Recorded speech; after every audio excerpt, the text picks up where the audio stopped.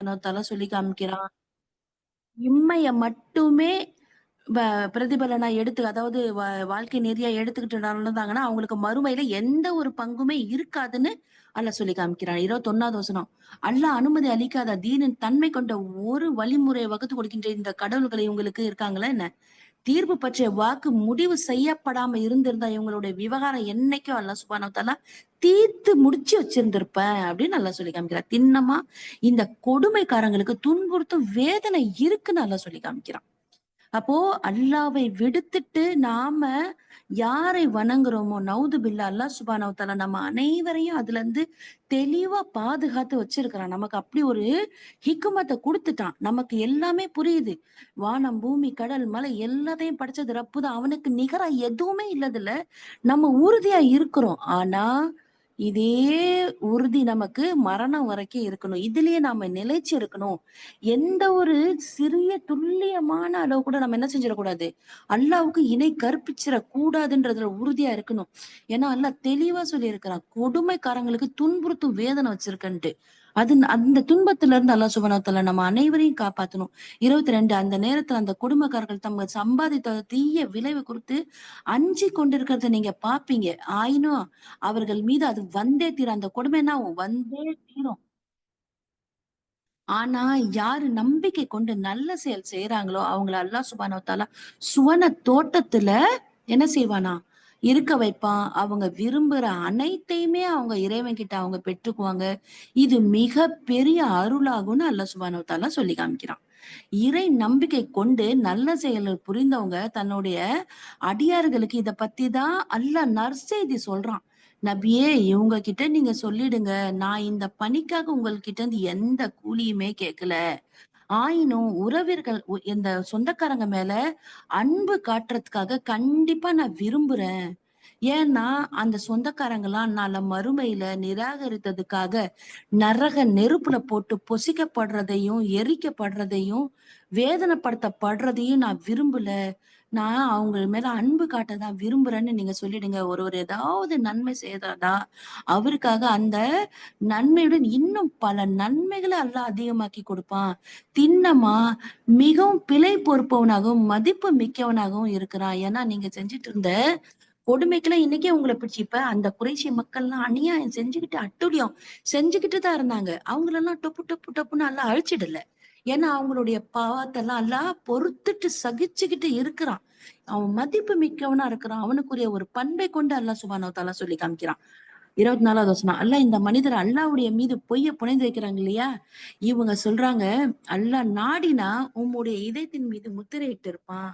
அவன் பொய்மையை அழித்து தன் வார்த்தைகளால மெய்மை என்ன செஞ்சிருப்பான்? நிலைநாட்டக்கூடியவனா இருக்கலாம். திண்ணமா உள்ளங்கள்ல மறைந்திருக்கக்கூடிய ரகசியத்தை யார் அறிந்தவன்? அவன் நன்கு அறிந்திருக்கக்கூடியவனாக இருக்கிறான். என்ன சொல்லப்படுது? அல்லாவின் மீது பொய் பொய் என்ன செய்றாரு? இவரு புனைந்துரைக்கிறாருன்னு சொல்லி இந்த மக்கள் சொல்றாங்க. அப்போ அல்லாஹ் நாடி இருந்து என்ன செஞ்சிருப்பான்? அவங்களுடைய இதயத்தின் மீது முத்திரையிட்டு இருப்பான். அவனுடைய பொய்மையை அழிச்சு தன்னுடைய வார்த்தையால எல்லாத்தையுமே மெய்ப்படுத்தி இருக்க கூடும். ஆனா அல்லாஹ் எல்லாருடைய மனசுலயும் என்ன இருக்குன்றத தெரிஞ்சிருக்கணுன்றதுக்காகத்தான் இப்பேற்பட்ட செய்கைகளை மேற்கொள்றான்றத நமக்கு தெளிவுபடுத்துறான். 25வது வசனம். மேலும் அவன் தன் அடியார்களுடைய பாவ மன்னிப்பு கோரிக்கையை ஏற்றுக்கொள்கிறான். மேலும் அவர்களுடைய குற்றங்களை என்ன செய்யறான்? பொறுத்து அருளுறான். இன்னும் உங்களுடைய செயல்கள் அனைத்தையும் நன்கு அறிந்து கொள்ளக்கூடியவனாக இருக்கிறான். யாராவது இணை வைப்பு வச்சுக்கிட்டே இருக்கிறாங்க அவங்களுடைய, அதுக்கப்புறம் அவங்களுக்கு தீன் தெரிஞ்சு ஏத்துக்கிறாங்கனாங்க, அவங்களுடைய பாவ மன்னிப்பு அல்லாஹ் சுப்ஹானஹு வ தஆலா என்ன செய்யறான்? ஏற்றுக்கொள்ளக்கூடியவனாக இருக்கிறான் அப்படின்னு அல்லாஹ் சுப்ஹானஹு வ தஆலா சொல்லி காமிக்கிறான்.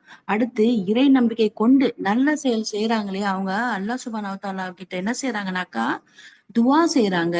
அந்த துவாவையும் அல்லாஹ் சுப்ஹானஹு வ தஆலா ஏத்துக்கிறான். தன்னுடைய அருள்ல இருந்து அவங்களுக்கு என்ன செய்யறான் அல்லாஹ் சுப்ஹானஹு வ தஆலா? அதிகமா வழங்குறான்.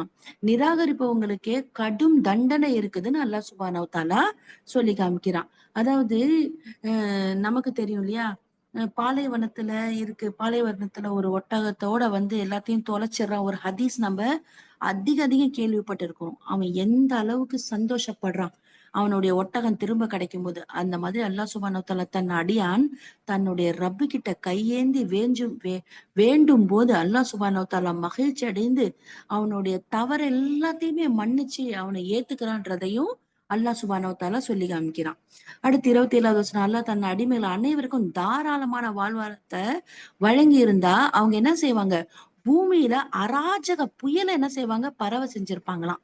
ஆகவே அவன் ஒரு கணக்குப்படி தான் விரும்புகிற அளவுல இறக்கி வச்சிருக்கான். திண்ணமா அவன் தன்னுடைய அடிமைகளை பத்தி நல்லா புரிஞ்சவனாகவும் அவங்கள கண்காணிக்க கூடியவனாகவும் இருக்கிறான். அவங்க வரம்பு மீறிய செயலை செய்வாங்க. அவங்களுடைய அகம்பாவத்தாலையும் அகங்காரத்தாலையும் இந்த மாதிரி இருப்பாங்கன்றதாலதான் இது எல்லாத்தையுமே அவன் தெரிஞ்சு வச்சிருக்கான்றதால அல்லாஹ் சுப்ஹானஹு வ தஆலா அளவோட கொடுத்து வச்சிருக்கிறன்னு சொல்லி காமிக்கிறான். தன் அடிமைகளை பத்தி அல்லாஹ் சுப்ஹானஹு வ தஆலா சொல்றான், புரிஞ்சு வச்சிருக்கான்னு சொல்லி காமிக்கிறான். 28, மக்கள் நிராசை அடைந்த பின்னர் மழையை பொழிவிப்பவன் யாரு, அவன்தான். அப்போ இங்க உமர் ரதியல்லாஹு அன்ஹு பத்தி ஒரு ஹதீஸ் சொல்லப்படுது. என்ன அப்படின்னாக்கா, ஒரு சஹாபி வந்து கேக்குறாங்க, உமர் ரதியல்லாஹு அன்ஹு அவங்க கிட்ட கேக்குறாங்க, அமீருல் முமினீனே, எங்களுடைய தலைவரே, மழை இல்லாம மக்கள்லாம் ரொம்ப பஞ்சத்துல வாடிக்கிட்டு இருக்காங்க. அவங்க வந்து வந்து அல்லாஹ் கிட்ட வந்து மழையை வேண்டுறாங்க. அவங்க எல்லாம் ஒரே விரக்தியா இருக்காங்க அப்படின்னு சொன்ன உடனே உமர் ரதியல்லாஹு அன்ஹு சொல்றாங்க, மக்கள் நிராசை அடைந்த பின்னர் மழையை பொழிவிக்க கூடியவன் ரப்பு தான். நிச்சயமா அவன் பொழிவிப்பான்ற இந்த வசனத்தை ஓதி காமிச்சு அல்லாஹ்வுக்காக நீங்க என்ன செய்யுங்க, துவா கேளுங்க, அல்லாஹ்ட்ட துவா கேளுங்க. அவன் தன்னுடைய கருணையை பரப்புவான். அவன் மிக புகழுக்குரியவனா இருக்கிறான். அவன் தான் பாதுகாவலனாகவும் இருக்கிறான்றத சொல்லி காமிக்கிறாங்க. அடுத்தது 29வது வசனத்துல, இந்த வானம் மற்றும் பூமியை படைத்திருப்பது, இதுல பறந்து காணப்படுகின்ற உயிரினங்களும் அவனுடைய அத்தாட்சிகள்ல உள்ளவையா இருக்கு. அவன் விரும்பும் போது அதை எல்லாத்தையும் ஒன்று திரட்டக்கூடிய பேராற்றல் கொண்டவனா இருக்கிறான் அப்படின்றத சொல்லி காமிக்கிறான். 30வது வசனத்துல அல்லாஹ் சுப்ஹானஹு வ தஆலா சொல்றான், உங்களுக்கு ஏற்பட்டிருக்கக்கூடிய எந்த ஒரு துன்பமானாலும் சரி, அது உங்களுடைய கைகள் சம்பாதிச்சதுதான். அவன் பெரும்பாலான பிறைகளை என்ன செய்யறது இல்ல, பொருட்படுத்தாம விட்டுடுறேன் அப்படின்னு சொல்றான். அதாவது அல்லாஹ் சுப்ஹானஹு வ தஆலா எல்லாருக்குமே எந்த ஒரு குழந்தையுமே என்ன சொல்றான், முஸ்லிமாக தான் பிறக்குறாங்க. அவங்களுடைய வளர்ப்பு தான் அவங்கள யகுதிகளாகவோ யூதர்களாகவோ மஜூசிகளாகவோ மாத்துது. அது மட்டும் இல்லாம ஒரு துன்பம் உங்களை பிடிக்குதுனாக்கா அது நீங்க உங்களுடைய கை சம்பாரிச்சதுதான் அப்படின்னு நல்லா சுப்ஹானஹு வ தஆலா சொல்றான். அதையும் நீங்க அஹ் பெரும்பாலான நன்மைகளை செய்யறதால உங்களுடைய தீமைகளால சுப்ஹானஹு வ தஆலா என்ன செய்வான், பொலன்னு மரத்துல இருந்து இலை உதிர்ற மாதிரி உதிர வச்சிருவான். அப்போ நமக்கு ஒரு நோய் வருது, நம்ம ஜுரத்தால படுக்கிறோம், தலை வலிக்குது, ஒரு பொருளை மறந்துடுறோம் அப்படின்லாம் இருக்கும்போது நம்ம பொறுமையா இருந்தோம்னா அல்லாஹ் சுப்ஹானஹு வ தஆலா நம்மளுடைய பாவங்களை எல்லாம் என்ன செஞ்சிருவான், கழிச்சிருவான். பெரும்பாலான பிழைகள் அல்லாஹ் சுப்ஹானஹு வ தஆலா என்ன செய்யறான், பொருட்படுத்தாமல் விட்டுறான். நம்மளுடைய பாவங்களை அவன் என்ன செய்யறான், மன்னிச்சிடறான். நம்ம நன்மைகள் செய்வதின் புரட்டால அப்படின்னு நபி ஸல்லல்லாஹு அலைஹி வஸல்லம் நமக்கு கத்து கொடுத்திருக்காங்க. 31, நீங்க பூமியில உங்களோட இறைவனை தோல்வியுற செய்யக்கூடியவங்க இல்ல. மேலும் அல்லாஹ்வுக்கு எதிரில அந்த ஆதரவாளனும் உதவியாளனும் உங்களுக்கு கிடையவே கிடையாதுன்னு சொல்லி காமிக்கிறான். ஏன்னா அவன் மட்டும்தான் அனைத்துக்குமே ஆற்றல் உடையவனாக இருக்கிறான். 32, கடல்ல மலைகளை போல காட்சி தரக்கூடிய பெரிய பெரிய கப்பல்கள் போகுதா இல்லையா, அது அல்லாஹ்வுடைய சான்றுகள்ல ஒன்று. அல்ஹம்துலில்லாஹ். எப்பேற்பட்ட ஒரு அதிசயத்திலயும் அதிசயம் இல்லையா, டன் கணக்குல சுமைகளை ஏத்திக்கிட்டு எத்தனையோ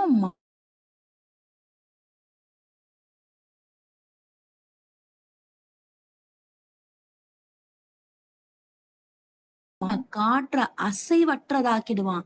பிறகு அது கடலுடைய மேற்பரப்புலயே அப்படியே நின்னுடும்.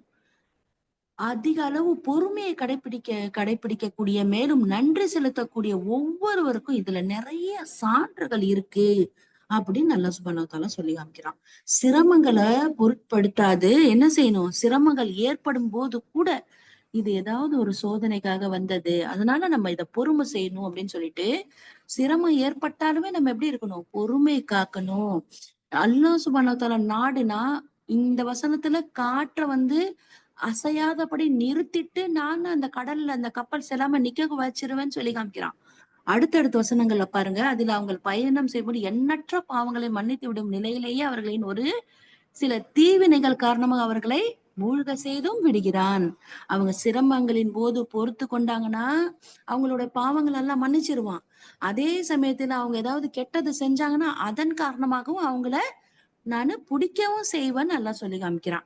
35வது வசனத்துல அதே நேரத்துல நம்முடைய அத்தாட்சிகள் குறித்து தர்க்கம் புரிவருக்கு தெரிஞ்சிடும், தங்களுக்கு எந்த புகலிடமும் இல்ல. யாரெல்லாம் அல்லாஹ்வுடைய அத்தாட்சியை பொருட்படுத்தாம பாத்துக்கலான்ட்டு தைரியமா இருந்தாங்களோ, வாக்குவாதம் பண்ணிக்கிட்டு திரிஞ்சாங்களோ, அவங்களுக்கு தெரிஞ்சிடும் இன்னைக்கு நமக்கு போக்குறதுக்கு எந்த இடமுமே இல்லைன்னு கட்டாயமா தெரிஞ்சிரும். அப்போ உங்களுக்கு கொடுக்கப்பட்டிருக்கிறதெல்லாம் இந்த உலகளுடைய சில நாள் வாழ்க்கைக்குரிய சாதனம் தான்.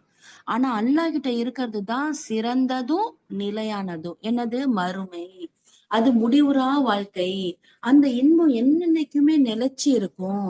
அதுக்கு நம்பிக்கை கொண்டவங்களையும் தங்களுடைய இறைவனை முழுமையா சார்ந்தவங்களாகவும் யாரு இருக்கிறாங்களோ அவங்களுக்கு உரியது. என்ன நடந்தாலும் என்னுடைய ரப்பு எனக்கு நல்லதாதான் நடத்தி கொடுப்பான். நான் அவனுடைய முடிவுக்கு, அவனுடைய செயல்களுக்கு, அவனை என் வாழ்க்கையில ஏற்படுத்தக்கூடிய இன்பங்கள் ஆனாலும் துன்பங்கள் ஆனாலும் அவனே பொறுப்புன்னு சொல்லிட்டு அவனையே சார்ந்திருக்கவங்களுக்கு தான் அந்த நிலையான வாழ்க்கை இருக்கு. அதுல மகப்பேறுகளும் இருக்குன்னு சொல்லி காமிக்கிறான். 37 மேலும் அவங்க பெரும் பாவங்களை மானக்கேடான செயல்களை தவிர்த்து கொள்றாங்க. கோபம் வந்துட்டா பொறுத்துக்கிறாங்க. எப்பேற்பட்ட ஒரு தன்மை கொண்டு இருக்கணும் அந்த சொர்க்கத்துக்குரிய மக்கள். நிலையான சொர்க்கம் அப்படியே அசால்ட்டா யாருக்கும் எல்லாம் தூக்கி குடுத்துற மாட்டான். அவங்க பெரும் பாவங்களையும் தவிர்த்துக்குவாங்க. ஏன்னா சின்ன சின்ன பாவங்கள் மனிதர்களால நிகழக்கூடியதுதான். அது ஒரு ஒரு வசுக்கும் ஒரு வக்துக்கும் இன்னொரு வக்துக்கும் இல்ல. அப்படியே அந்த தண்ணி எப்படி நம்ம கழுவுறோமோ, முகத்தை கழுவும்போது, கை கழுவும்போது, கால் கழுவும்போது, அதெல்லாம் அந்த சிறு பாவங்கள்லாம் அப்படியே அது கழுவிட்டே வச்சிருவான்ல. நம்ம செய்யக்கூடிய நன்மையான காரியங்கள் மூலமா தகர்ந்துகிட்டே போயிடும். ஆனா பெரும் பாவங்கள் என்ன ஆகுது? நம்ம செய்யாம நம்மள தற்காத்துக்கணும். எப்பயோ செஞ்சுட்டாலும் ஷிர்கே ஒரு பெரும் பாவம் தானே. அப்ப தௌபா செஞ்சு அல்லாஹ் கிட்ட மன்றாடி நம்ம என்ன செய்யணும்? அழுது துவா கேட்கணும். பொசுக்கு பொசுக்குன்னு அவங்க கோவப்பட மாட்டாங்க. பொறுமையானவர்கள்லாம் இருப்பாங்க. அப்பேற்பட்டவங்களுக்கு தான் அந்த பாக்கியம் நிறைந்த நிலையான வாழ்க்கையில ஈடேற்றம் உண்டுன்னு நல்லா சொல்லி காமிக்கிறான். 38 மேலும் அவங்க தங்களுடைய இறைவனுடைய கட்டளை ஏற்றுக்கொண்டவங்களாக இருப்பாங்க. தொழுகையை நிலைநாட்டுவாங்க. அல்லாஹ் கொடுத்த செல்வங்கள்ல இருந்து ஒருவருக்கு ஒருவர் என்ன செய்வாங்க? அறிவுன்ற செல்வத்துல இருந்து ஆலோசனைய செஞ்சு அவங்க தங்களுடைய வாழ்க்கை நெறிய நடத்திக்குவாங்க. அல்லாஹ் வழங்கியவற்றில இருந்து தானம் தர்மங்களும் தாராளமா செய்வாங்க. நான் சம்பாதிச்சதுன்ற ஒரு இருமாப்பு அவங்களுக்கு இருக்கவே இருக்காது. அந்த எண்ணம் அவங்களுக்கு இது அல்லாஹ் குடுத்தது. அவனுடைய வழியில நம்ம செலவு செய்யறதுக்கு எது நமக்கு தடையா இருக்க போகுதுன்னு நினைப்பாங்க. 39வது வசனத்துல எல்லாம் சொல்லிக்காம மேலும் அவங்க தங்கள் மீது அநீதி இழைக்கப்படும் போது அதை எதிர்த்து போராடுவாங்க. ஏதாவது இந்த மாதிரி போர்க்காலங்கள் நடந்துச்சா இல்லையா?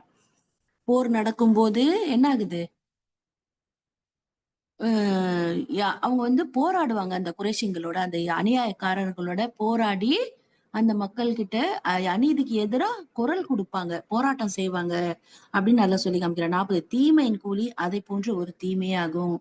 இனி யாரு மன்னித்திடுறாங்களோ, அவங்களுக்கு சீர்திருத்தம் செய்றாங்களோ, அவருடைய கூலி அல்லாஹ்வுடைய பொறுப்புல இருக்கு.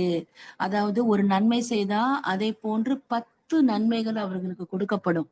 ஆனா தீமை செய்தா அவங்களுக்கு அதே போல ஒரே ஒரு தீமை தான் தண்டனையா கொடுக்கப்படும். அதே மாதிரி ஒரு தீமை நமக்கு யாராவது செஞ்சுட்டாங்கன்னா நம்ம மன்னிச்சிட்டோம், சீர்திருத்தத்துக்கான வழி அவங்களுக்கு சொல்லி கொடுத்தோம்னாக்கா நம்மளுடைய கூலி அல்லாஹ்வுடைய பொறுப்புல இருக்கு. அவன் நாடுறபடி நமக்கு தாராளமா கொடுப்பான். அல்லாஹ் கொடுமை புரியறவங்கள நேசிக்கிறது இல்லைன்னு சொல்லி காமிக்கிறான். 41 எவர்கள் தன் கொடுமை இழைக்கப்பட்ட பின் பழி வாங்குகிறார்களோ அது மீது அவங்களுக்கு எந்த ஆட்சேபனையும் நம்ம சொல்ல முடியாது. நபி ஸல்லல்லாஹு அலைஹி வஸல்லம் காலத்துல ஒரு மனிதர் நபியுடைய தோல்ல துண்ட போட்டு இழுத்து கேக்குறாங்க, எனக்கு தர வேண்டியது எங்க குடுங்க அப்படின்னு சொல்லிட்டு. உமர் ரலியல்லாஹு உடனே வாள உருவி வெட்ட போலாமான்னு நினைக்கிறாங்க. ஆனா நபி ஸல்லல்லாஹு அலைஹி வஸல்லம் என்ன சொல்றாங்க? அதுக்கு அவரு தகுதியானவரு. விட்டுடுங்க அவர. அவர் அந்த மாதிரி கேட்கறதுல எந்த தவறுமே இல்லைன்னு சொல்லி காமிக்கிறாங்க. அப்போ தான் எந்த அளவுக்கு அநீதி இழைக்கப்பட்டோமோ அந்த அளவுக்கு பழி வாங்குறதுல அவங்களுக்கு எந்த ஆட்சேபனையும் அவங்க மேல நம்ம சொல்ல முடியாது. ஆட்சேபனைக்குரியவங்க யார் தெரியுமா? இதர மக்கள் மீது கொடுமை புரியறவங்க. நியாயமே இல்லாம பூமியில மிதமிஞ்சின செயல்களை செய்யக்கூடியவங்க, அவங்களுக்கு துன்புறுத்தும் வேதனை இருக்குது.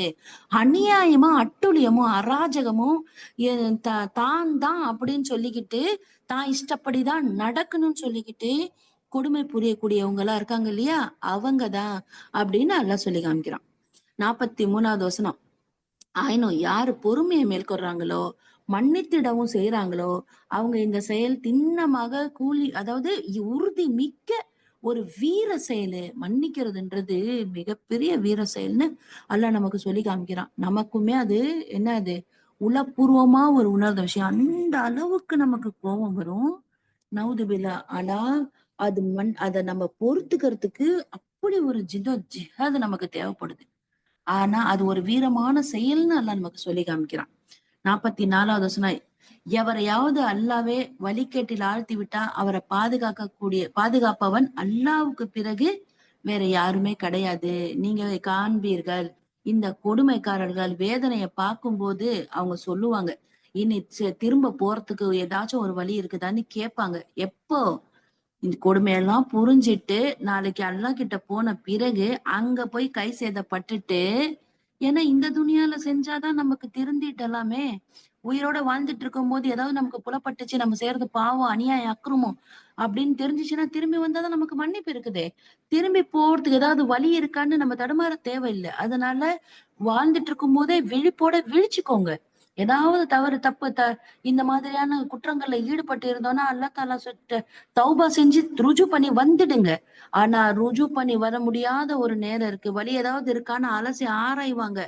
அப்ப அதே மாதிரி அவங்கள நீங்க பாப்பீங்க. நரகத்துக்கு முன் இவர்கள் கொண்டு வரப்படுவாங்க. அவமானத்தால தலை குனிஞ்சு அவங்க என்ன செய்வாங்க, நிப்பாங்க. மேலும் அந்த நரகத்தை எப்படி பார்ப்பாங்களாம், கடக்கண்ணால பார்ப்பாங்களாம். அந்த நேரத்துல எவர்கள் இறை நம்பிக்கை கொண்டிருந்தார்கள் அவங்க சொல்லுவாங்க, மறுமை நாளாகிய இன்னைக்கு தம்மையும் தம்மை சார்ந்தவர்களின் நஷ்டத்தில் ஆழ்த்தி கொண்டவர்கள் யாரோ அவர்கள் தான் உண்மையில இழப்புக்குரியவர்கள். எச்சரிக்கையா இருங்க. கொடுமைக்காரர்கள் நிரந்தரமான தண்டனையில வீழ்வாங்க. அன்னைக்கு கடை கண்ணால பார்த்தா என்ன ஆக போகுது, கண்ணி இமைக்கும் நேரம் கூட அல்லாஹ் சுப்ஹானஹு வ தஆலா எங்களுடைய மேல சாட்டிடாத யா அல்லாஹ்.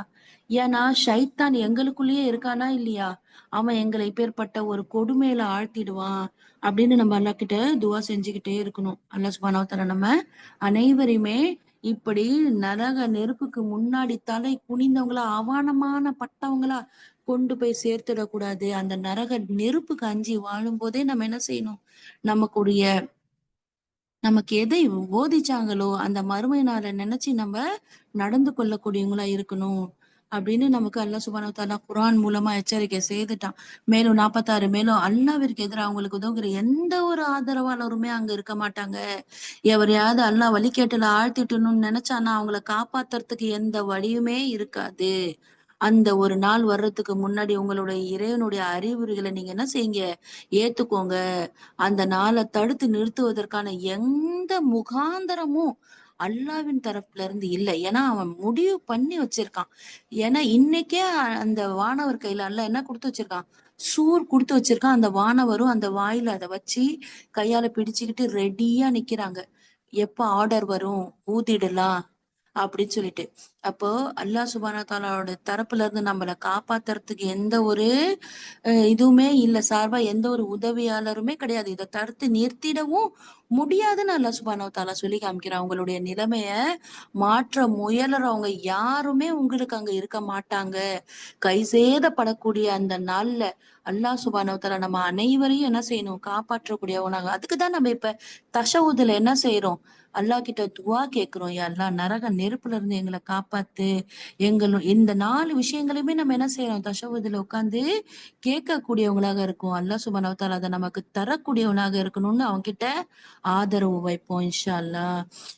48. இனி இந்த மக்க புறக்கணிக்கிறாங்கனாக்கா, நபி இவங்கள பாதுகாப்பவரா நான் உங்களை ஆக்கல, நீங்க தூது செய்திய சொல்லறது மட்டும்தான் உங்களுடைய பொறுப்பு. மனிதனுடைய நிலை எப்படி இருக்குன்னா, அவன் நம்முடைய அருட்பெயரை சுவைக்க செஞ்சா அதன் பேர்ல அவன் பூரிப்படைறான்.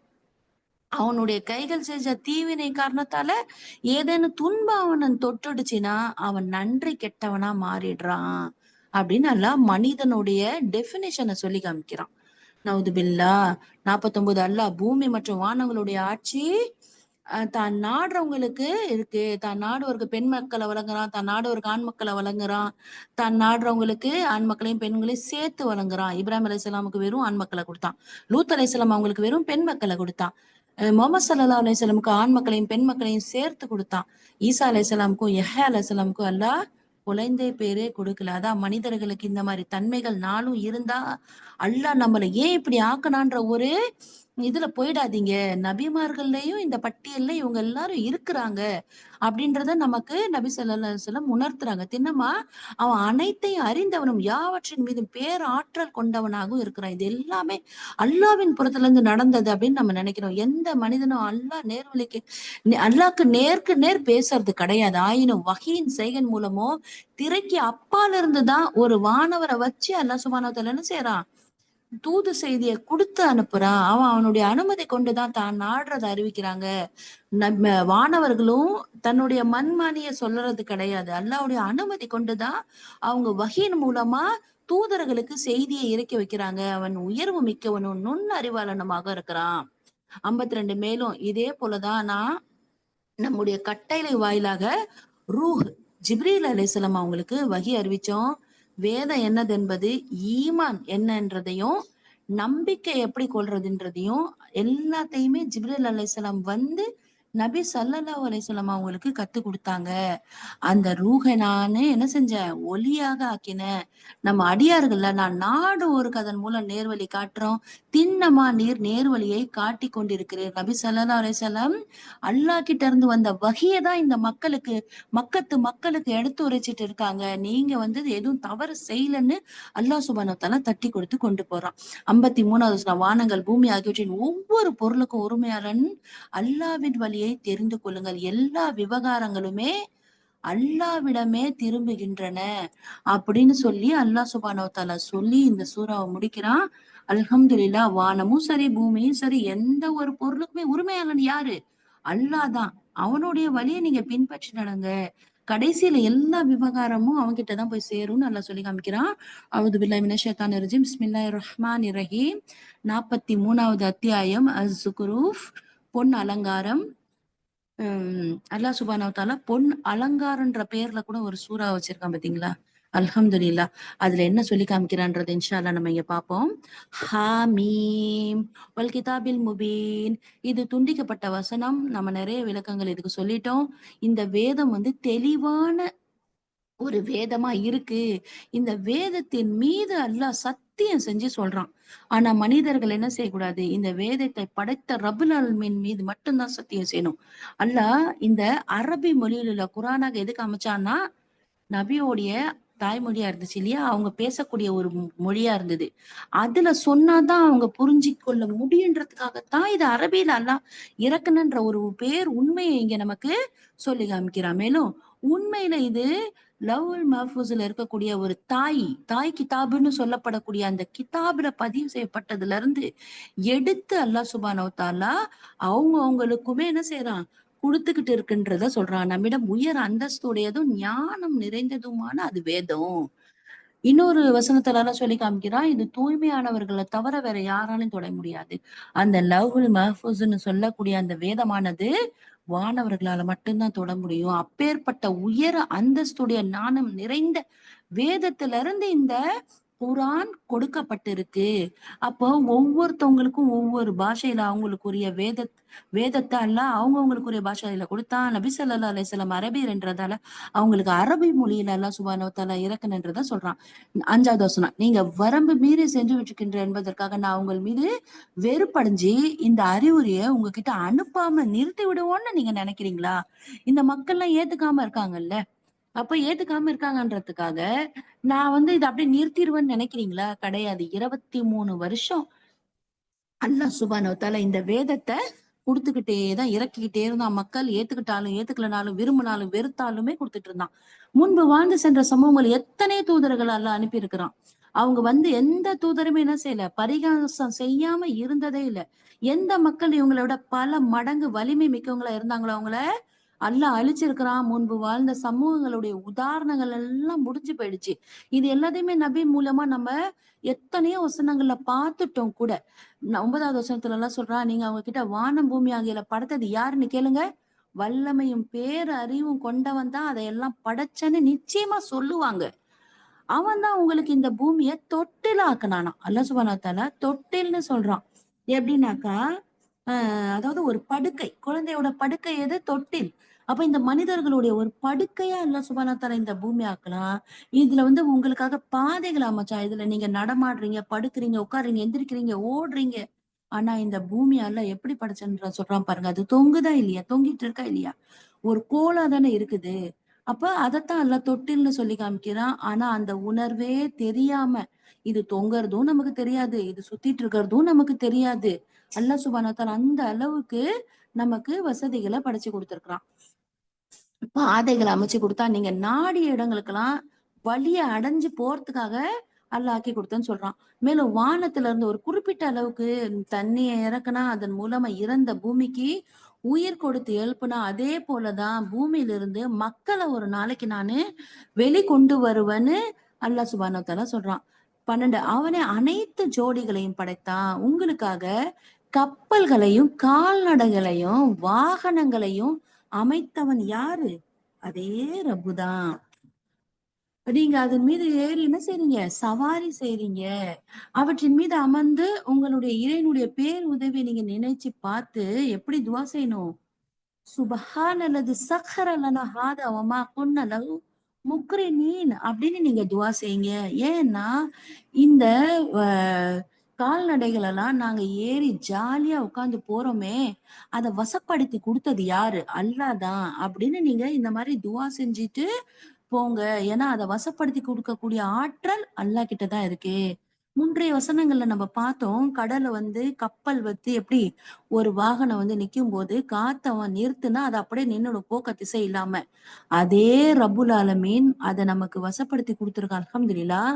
காற்றை அதிக அளவு வீச செஞ்சாலும் அந்த கப்பல் என்ன ஆகும்? வலதும் போக முடியாம, இடதும் போக முடியாம, திக்கு தெடுமாறி, திசை மாறி ஏன்னா அலமோதுமா இல்லையா? அப்போ வாகனங்கள வசப்படுத்தி குடுக்கறது நாம நினைச்சிடலாம். இது நம்மளால தான் ஓட்டுறோம். நமக்கு ஓட்டத் தெரியும்ன்ட்டு. கிடையாது. அப்ப அத நமக்கு ஓட்ட கத்து குடுத்து, அத நம்மளுக்கு வசப்படுத்தி குடுக்கக்கூடிய ஆற்றல் அல்லாஹ்வுக்கு இருக்கு. மேலும் நாங்க எங்கள் இறைவனிடமிருந்து ஒரு நாள் திரும்பிச் செல்லக்கூடியவங்களாக இருக்கிறோம். இவங்க அனைத்தையும் அறிந்து ஏற்றுக்கொண்ட அவனுடைய அடியார்கள்ல சிலர அவனுடைய ஒரு அம்சமாக அல்லாஹ் சுப்ஹானஹு வ தஆலா கேட்டான். உண்மை என்னன்னா, மனிதன் வெளிப்படையா நன்றி கொள்ளக்கூடியவனா இருக்கிறான். என்ன இவன் தன்னுடைய படைப்புகள்ல இருந்து தனக்காக பெண் மக்களை தேர்ந்து கொண்டு உங்களுக்கு ஆண் மக்கள வழங்கி இருக்கிறானா? அப்படின்னு ஏன்னாக்கா, அந்த மக்கள்லாம் என்ன செஞ்சாங்க? இந்த பரீஹா பர பர பரிஹா, சஃபியா இப்படின்னு சொல்லக்கூடிய இணை தெய்வங்களெல்லாம் வணங்கிட்டு, பெண்களா இருக்கிறது எல்லாத்தையுமே இத இறைவனுக்குன்னு ஒதுக்கி வச்சுட்டு இருந்தாங்க. மேலும் இவங்களுடைய நிலைமை என்னன்னா, எந்த பிள்ளை இவங்களுக்கு பொறந்துச்சுன்னா, இத இவங்க என்ன செய்வாங்க? கேவலமா நெனப்பாங்களோ, அப்பேற்பட்ட ஒரு விஷயத்த இவங்க அல்லாஹ்வுக்குன்னு ஒதுக்கி வைக்கிறாங்க. கருணை மிக்க அந்த இறைவனுடைய இவர்கள் பாவித்து சொல்கின்ற அந்த பிள்ளை இவர்கள் யாருக்காவது ஒருத்தவங்களுக்கு பிறந்திருந்துச்சுன்னு நற்செய்தி சொல்லப்பட்டா, அவங்களோட முகம் எப்படி ஆயிடுமா? இருள் சூழ்ந்துடுமா. மேலும் அவர் பெரும் துக்கத்துல ஆழ்ந்துடுவாரு. என்ன ஆபரணங்கள்ல வளர்க்கப்படுகின்ற அதாவது பொன் அலங்காரம் வளர்க்கப்படுகின்ற தன்னுடைய கருத்த முழுமையா தெளிவுபடுத்த முடியாத பிள்ளைகளையா இவங்க அல்லாஹ்வுடைய பங்குல கொண்டு வரணும். அதாவது பெண் இயற்கையாகவே இந்த ஆபரணங்கள்ல அங்கேயும் இங்கேயும் கண்ணுலயும், காதுலயும், மூக்குலயும் மாட்டி தன்னை அழகுபடுத்திக்கிறதுக்காகவே இயற்கையாகவே படைக்கப்பட்டிருக்கிறா. அப்படின்றத அல்லாஹ் சுப்ஹானஹு வ தஆலா சொல்லி காமிக்கிறான். அப்புறம் அது மட்டும் இல்லாம, எந்த ஒரு விவகாரமா இருந்தாலும் அல்லாவே சொல்லியிருக்கிறான், பெண்களா நீங்க 2 பேர சாட்சியா எடுத்துக்கோங்க. ஏன்னா, அவங்க தன்னுடைய கருத்த முழுமையா தெளிவுபடுத்த முடியாதவங்களா இருக்காங்க. பலகீனமானவங்களா இருக்காங்க. அப்படிப்பட்ட ஒருத்தவங்கள நீங்க அல்லாஹ்வுடைய பங்குல கொண்டு வர்றீங்க அப்படின்னு அல்லாஹ் கேட்கிறான். 19 இவங்க கருணை மிக்க இறைவனுடைய சிறப்புக்குரிய அடியார்களான வானவர்களையும் இவங்க பெண்கள் என்ன தீர்மானிச்சுக்கிட்டாங்க. அவங்கள உடலமைப்ப இவங்க பார்த்திருக்காங்களா? இவங்களோட சாட்சியம் எழுதி வைக்கப்பட்டிருக்கா? இதுக்கு இவங்க கிட்ட என்ன பதில் இருக்குன்னு அல்லாஹ் கேட்கிறான். மேலும் இவங்க சொல்றாங்க, நாங்க அவங்கள வணங்கக்கூடாது. கருணை மிக்க இறைவன் நாடி இருந்தா அந்த வானவர்கள நாங்க வணங்கக்கூடாதுன்னு நெனச்சிருக்கலாம்ல. ஒருபோதும் நாங்க அவங்கள வணங்காம இருந்திருப்போம்ல. இந்த விவகாரத்தோட எதார்த்த நிலையில இவங்க உறுதியா அறிந்திருக்குல்ல. ஏன்னா, இவங்க வெறும் ஊடகங்கள்லயே என்ன செய்றாங்க? உழண்டுட்டு இருக்கிறாங்கன்னு அல்லாஹ் சுப்ஹானஹு வ தஆலா சொல்லி காமிக்கிறான். அதாவது அல்லாஹ்வுக்கு பிள்ளை இருக்குன்னு சொல்றாங்க. மகன மகன வந்து இவங்க எடுத்துக்கிட்டு மகள் இருக்குன்னு சொல்றாங்க. எந்த ஆதாரமும், அனுமதியும் அதுக்கு இவங்க கிட்ட கிடையவே கிடையாது. இத்தன குற்றச்சாட்டுகள அல்லாஹ் மேல இவங்க வைக்கிறாங்க. ரப்பு வந்து இது இது எல்லாத்தையுமே அப்பாற்பட்டவன். அல்லாஹ்வுடைய விதிக்கு இவங்க என்ன செய்றாங்க? சாக்கு போக்கு சொல்லி இவங்க தங்களுடைய வார்த்தைகள பயன்படுத்திக்கிறாங்க. வெறும் ஊகங்கள்லயே இவங்க உழண்டுட்டு இருக்கிறதா சொல்றாங்க. அல்லாஹ் வந்து இவங்களுக்கு காண்பிக்கணும்னு நினைச்சானா, அவன் என்ன சொல்லி அவன் வாக்குறுதி வாங்கினா, லா இலாஹ இல்லல்லாஹ் முஹம்மது ரசூலுல்லாஹ். அல்லாஹ்வ தவிர வேற வணக்கத்திற்குரிய இல்லன்ற ஒரு வாக்கு வாங்கிட்டு வந்துமே, இவங்க அல்லாஹ்வுக்கு பெல்ல இருக்குன்றாங்க, பொம்பள புள்ள இருக்குன்றாங்க. இது எல்லாத்தையுமே இவங்களுடைய மண்கடலே இவங்க என்ன செய்றாங்க? உழண்டுட்டு இருக்காங்கன்னு அல்லாஹ் சொல்லி காமிக்கிறான். இதற்கு முன்பு இவங்களுக்கு நான் ஏதாவது வேதத்த வழங்கியிருக்கிறோமா என்ன? அந்த ஆதாரத்த தம்முடைய வானவர்கள் வழிபாட்டுக்கான அடிப்படையா இவங்க பெற்றிருக்காங்களா என்னன்னு நல்லா கேள்வி கேட்கிறேன். இல்லவே இல்ல. மாறா இவங்க சொல்றதெல்லாம் எங்க முன்னோர்கள நாங்க எந்த வழியில போறத பார்த்தோமோ, அவங்களுடைய அடிச்சுவடிய தான் வந்து இவங்க பின்பற்றுறாங்க. அதத்தான் இவங்க ஃபாலோ பண்ணிட்டு இருக்காங்க. 23 இவ்வாறு உமக்கு முன்பு எந்த ஊர், எந்த எச்சரிப்பாளரும் இல்லாம நான் அனுப்புனதே கிடையாது. அந்த ஊர்ல சுகபோகமா வாழ்ந்துட்டு இருந்தாங்களே இல்லையா? செல்வத்த பார்த்தாங்களா இல்லையா? அவங்க வந்து எங்களோட முன்னோர்கள் வழியில நாங்க செல்றத பார்த்தோம். அவங்களோட அடிச்சுவடுல தான் நாங்க இருப்போம்ன்னு இருமாப்பா சொல்லிக்கிட்டே இருக்கிறாங்க.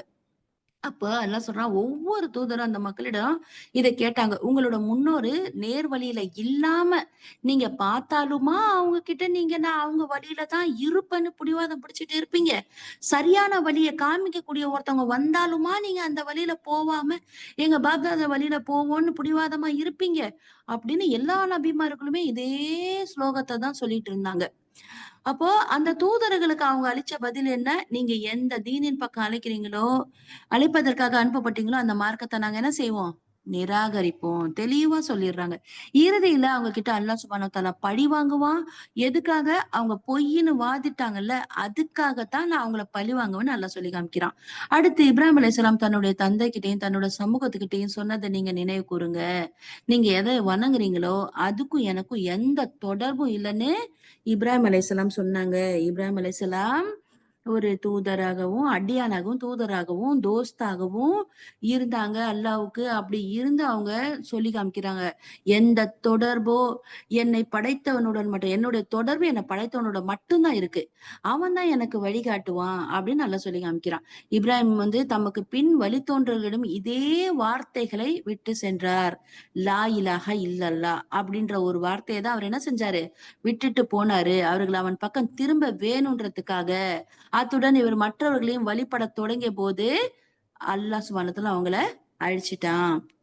ஆயினும் இவங்களுக்கும், இவங்களுடைய முன்னோர்களுக்கும் வாழ்க்கை வசதிகள வழங்கி கொண்டது எதுவரைக்கும்னாக்கா, இவங்களோட சத்தியம் தெள்ளத் தெளிவா எடுத்துரைக்கிற ஒரு தூதர் வர வரைக்கும், இவங்களுக்கு வசதிகள அல்லாஹ் சுப்ஹானஹு வ தஆலா குடுத்துக்கிட்டே தான் இருப்பேன்னு சொல்லி காமிக்கிறான். ஆனா, அந்த சத்தியம் இவங்ககிட்ட வந்தபோது, ஏதோ சூனியன்னு அவங்க என்ன செஞ்சாங்க? ஏற்க மறுத்துட்டாங்க. இவங்க கிட்ட சொல்லிடுங்க. மேலும் இவர்கள் சொல்றாங்க, இந்த குர்ஆன் யார் 2 ஊர்ல உள்ள பெரிய மனுஷன்கள் மேல இறக்கல. மக்கால உள்ள பெரிய மனுஷன்கள், தாயிஃப்ல உள்ள பெரிய மனுஷன்கள் மேல ஏன் இறக்கப்படல? என்ன இவங்க உங்களுடைய 2 அருட்கொடைகள்ல பங்கிடுறாங்களா? உங்க உலக வாழ்க்கையில இவங்களுக்கு தேவையான வாழ்க்கை வசதிகள நான் தானே இவங்ககிட்ட பகிர்ந்து குடுத்தேன்.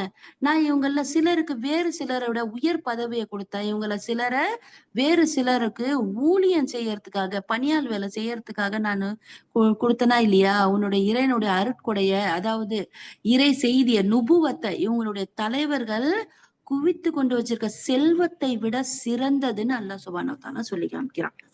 இந்த பெருந்தலைவர்கள் கிட்ட ஏன் இறங்கல? ஏன்னா அவங்க செல்வம் படைத்தவர்கள். செல்வம் அல்லாஹ்வுடைய நேசராக முடியாதுன்னு அல்லாஹ் நமக்கு இங்க தெளிவா சொல்லி காமிக்கிறான். யாரெல்லாம் வாழ்க்கையில வசதிகளை பெற்றிருக்காங்களோ அவங்க எல்லாம் அல்லாவுடைய அன்பை பெத்துட்டாங்க, நெருக்கத்திட்ட பெத்துட்டாங்கன்னு சொல்லிட்டு நம்ம என்ன செய்யக்கூடாது, நினைக்கவே கூடாது. செல்வம் இருக்குது அல்லாவுடைய திருப்தி அவங்களுக்கு கிடைச்சிருச்சுன்றதுக்கு அடையாளம் கிடையாதுன்னு அல்லாஹ் சுப்ஹானஹு வ தஆலா சொல்லி காமிக்கிறான். மனிதர்கள் அனைவரும் தீய வழிமுறையை கடைபிடிக்க ஒரே சமுதாயத்தினராக இருப்பாங்க. ஏன்னாக்கா அல்லாஹ் சுப்ஹானஹு வ தஆலா எல்லாருக்குமே செல்வத்தை வாரி வாரி வழங்கி இருந்தா அவங்க நிராகரிப்பவர்களுக்கெல்லாம் அல்லாஹ் இப்படி செல்வத்தை கொடுக்குறானே நம்மளும் நிராகரிச்சா என்ன அப்படின்ற ஒரு நிலை இல்லாத இருந்திருந்தா நிராகரிப்பாளர்களோட வீட்டு முகடையும் கூரையெல்லாம் என்ன செஞ்சிருப்பான், நான் வெள்ளியா மாத்திருப்பேன். ஏறி போற படிக்கட்டுகளையும் கதவையும் பூட்டையும் எல்லாத்தையுமே அவங்களுடைய மஞ்சங்கள்லயும் நான் என்ன செஞ்சிருப்பேன், வெள்ளியா மாத்தி இருப்பேன்னு அல்லாஹ் சுப்ஹானஹு வ தஆலா சொல்லி காமிக்கிறான். அது மட்டும் இல்லாம தங்கத்தாலும் அதை நான் ஆக்கியிருப்பேன். இது எல்லாமே உலக வாழ்க்குற அற்ப சாதனங்கள் அன்றி வேறு இல்ல. மறுமையோ அல்லாஹ்வுடைய அதிபதி இடத்துல இரையச்சம் உடையவர்களுக்கே உரியதாகும் அப்படின்னு அல்லாஹ் சுப்ஹானஹு வ தஆலா சொல்லி காமிக்கிறாங்க. இது எல்லாமே இருக்கிறது அல்லாஹ்வுடைய நெருக்கத்தை பெற்று தராது. உமர் ரலியல்லாஹு அன்ஹு கவலையோட வந்து நபி ஸல்லல்லாஹு அலைஹி வஸல்லம் கிட்ட சொல்றாங்க, யார சொல்லலாம், இப்படி இந்த கட்டல்ல படுத்து உங்க முதுவெல்லாம் இப்படி அந்த பாயோட அடையாளம் படிஞ்சு இருக்குதே, நீங்க பாக்கலையா? கிஸ்ராவுடைய மன்னரையும் சீசருடைய மன்னரையும் நீங்க பாக்கலையா யார சொல்லலாம்? அவங்கெல்லாம் எவ்வளவு வசதியா தலைவர்களா இருந்தாலும் எவ்வளவு வசதிகளோட இருக்காங்க, நீங்க இப்படி கஷ்டப்படுறீங்களே அப்படின்னு சொல்லிட்டு கேட்கும்போது நபி ஸல்லல்லாஹு அலைஹி வஸல்லம் சொல்றாங்க, உமரே உமக்கு தெரியாதா, இம்மை அவங்களுக்குரியது மறுமை நமக்குரியது அப்படின்னு உங்களுக்கு தெரியாதான்னு கேக்குறாங்க. அப்போ இம்மை வந்து இந்த உலகத்துல சுகபோகமா வாழ்றவங்களுக்கானது. இன்னொரு ஹதீஸ் நபி ஸல்லல்லாஹு அலைஹி வஸல்லம் சொல்லியிருக்காங்களா இல்லையா, இந்த உலக வாழ்க்கை நிராகரிப்பாளர்களுக்கு சொர்க்கச் சோலை, மூமின்களுக்கு இரையச்சம் உடையவர்களுக்கு சிறைச்சாலை அப்படின்னும் நபி சொல்லியிருக்காங்க. மறுமையும் உம்முடைய அதிபதி இடத்துல இரைச்சம் உடையவர்களுக்கு உரியதாகும்னு அல்லாஹ் சொல்லி காமிக்கிற 36. எந்த மனிதன் கருணை மிக்க இறைவனுடைய அறிவுரையை விட்டு அலட்சியமா இருக்கிறானோ அவன் ஒரு ஷைத்தான அவன் ஏவிக்கிறான். அவன் ஷைத்தானுக்கு நண்பன் ஆயிடுறான். அந்த ஷைத்தான் எப்படியெல்லாம் அவனை நேர்வழியில போக விடாம தடுக்கிறானோ அந்த அதே மாதிரி அவனும் என்ன செய்யறான், அந்த ஷைத்தானையே சரியான வழியில ஃபாலோ பண்ணிக்கிட்டே போறான். அவன் போற வழி அவனுக்கு சரிதான், அந்த ஷைத்தான் அவனுக்கு காண்பிக்கிறான். கெட்ட வழியா இருந்தாலும் நேரான வழிக்கு அவன் போறது இல்ல. இறுதியில மனிதன் அல்லாஹ் கிட்ட போய் சேரும்போது அந்த ஷைத்தானை நோக்கி சொல்லுவான், அந்தோ எனக்கும் உனக்கும் இடையில இருந்த தூரம் கிழக்குக்கும் மேற்குக்கும் இடையே இருந்த தூரமா இருந்திருக்க கூடாதா? நீ மோசமான நண்பனா இருந்தியே, நான் பூமியில வாழும்போது நான் செய்யக்கூடிய கெட்ட செயல்கள் எல்லாம் எனக்கு இது சரிதான் சரிதான் சரிதான்னு சொல்லிட்டு இருந்தியேன்னு அன்னைக்கு வந்து கை சேதப்பட்டு நிப்பானா அந்த ஷைத்தான கொட்டி தீர்த்து தள்ளுவானா திட்டி. உனக்கு எனக்கும் கிழக்குக்கும் மேற்கும் எவ்வளவு தூரம் இருக்கு, அவ்வளவு தூரம் இருந்திருக்க கூடாதான்னு கேட்பானா. அந்த நேரம் அவங்க கிட்ட சொல்லப்படுமா, நீங்க கொடுமைகளை புரிந்து விட்ட பின்ன இன்னைக்கு இந்த பேச்சு உங்களுக்கு எந்த பயனுமே அளிக்காது. நீங்களும் உங்களுடைய சைத்தான்களும் வேதனைக்கு பார்ட்னர் ஆயிடுவீங்க. பங்காளின்னு அல்லாஹ் சொல்றான். பார்ட்னர் 2 பேரும் சேர்ந்து அனுபவிங்க இந்த நரக நெருப்ப. அல்லாஹ் சுப்ஹானஹு வ தஆலா நம்ம செய்யக்கூடிய தீய வழி ஏதாவது ஒரு கெட்ட செயல இருந்து அது நம்ம செய்யறது சரிதான் இருந்துச்சுன்னா அது ஷைத்தானோட வழின்னு நம்ம புரிஞ்சுக்கிட்டு அதுல இருந்து நம்ம விலகிடணும். இது அல்லாஹ்வுடைய தூதர் நமக்கு காட்டிய வழி இல்லையே, ஏவுன வழி இல்லையே. இந்த உலகத்துல இதை செஞ்சாதான் வாழ முடியும்னு சைத்தான் நமக்கு ஆசை வார்த்தை காட்டுவான்.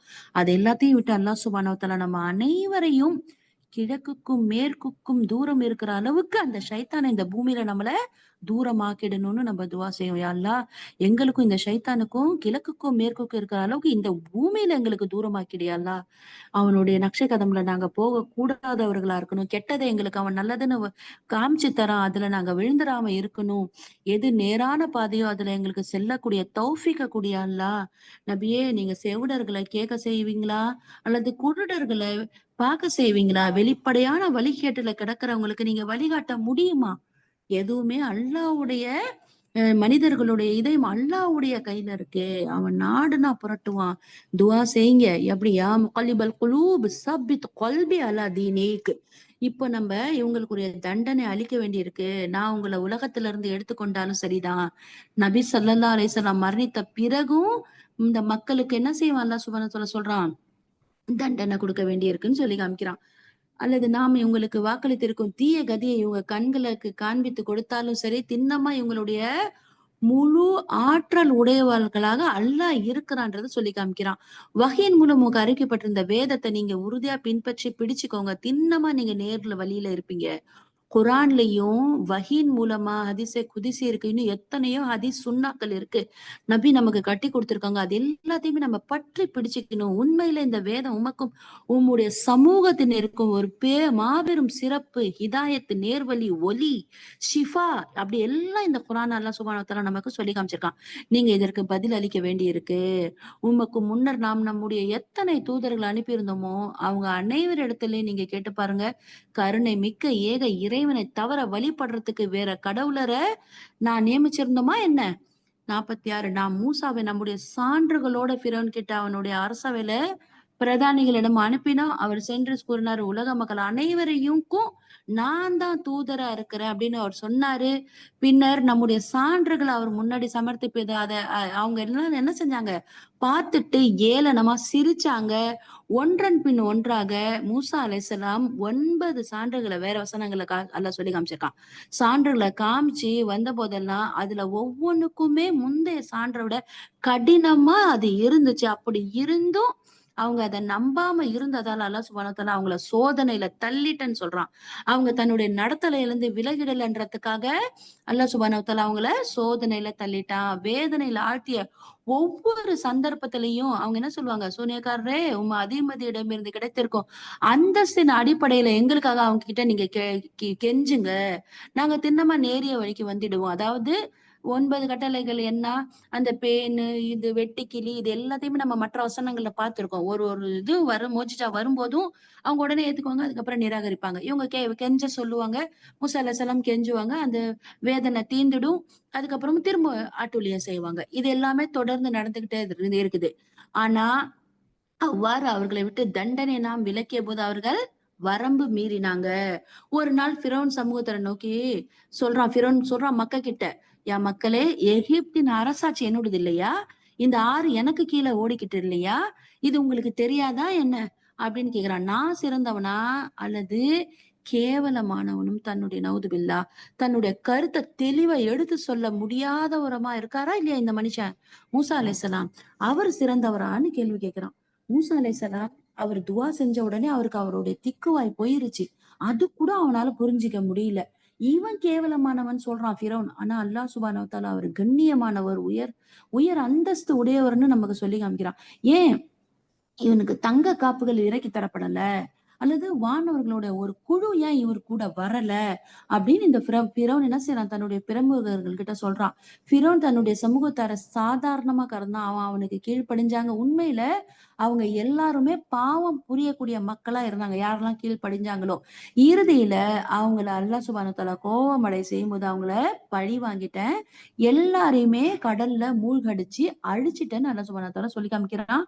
அழிச்சதோட மட்டும் இல்லாம பிற்கால மக்களுக்கு முன்னோடிகளாகவும் படிப்பினை ஊட்டக்கூடிய முன் உதாரணங்களாகவும் இன்னைய வரைக்கும் அவனோட உடலை பாதுகாத்து வச்சு அல்லாஹ் சுப்ஹானஹு வ தஆலா என்ன செஞ்சிருக்கான் சொல்லி காமிக்கிறான். நான் இதுக்கெல்லாம் ஆற்றல் உடையவன்னு சொல்லி காமிக்கிறான். மரியத்தினுடைய குமாரர் உதாரணமா எடுத்து சொல்லப்பட்ட உடனே உன் சமூக மக்கள் ஆர்ப்பரித்தெழுந்தனர்.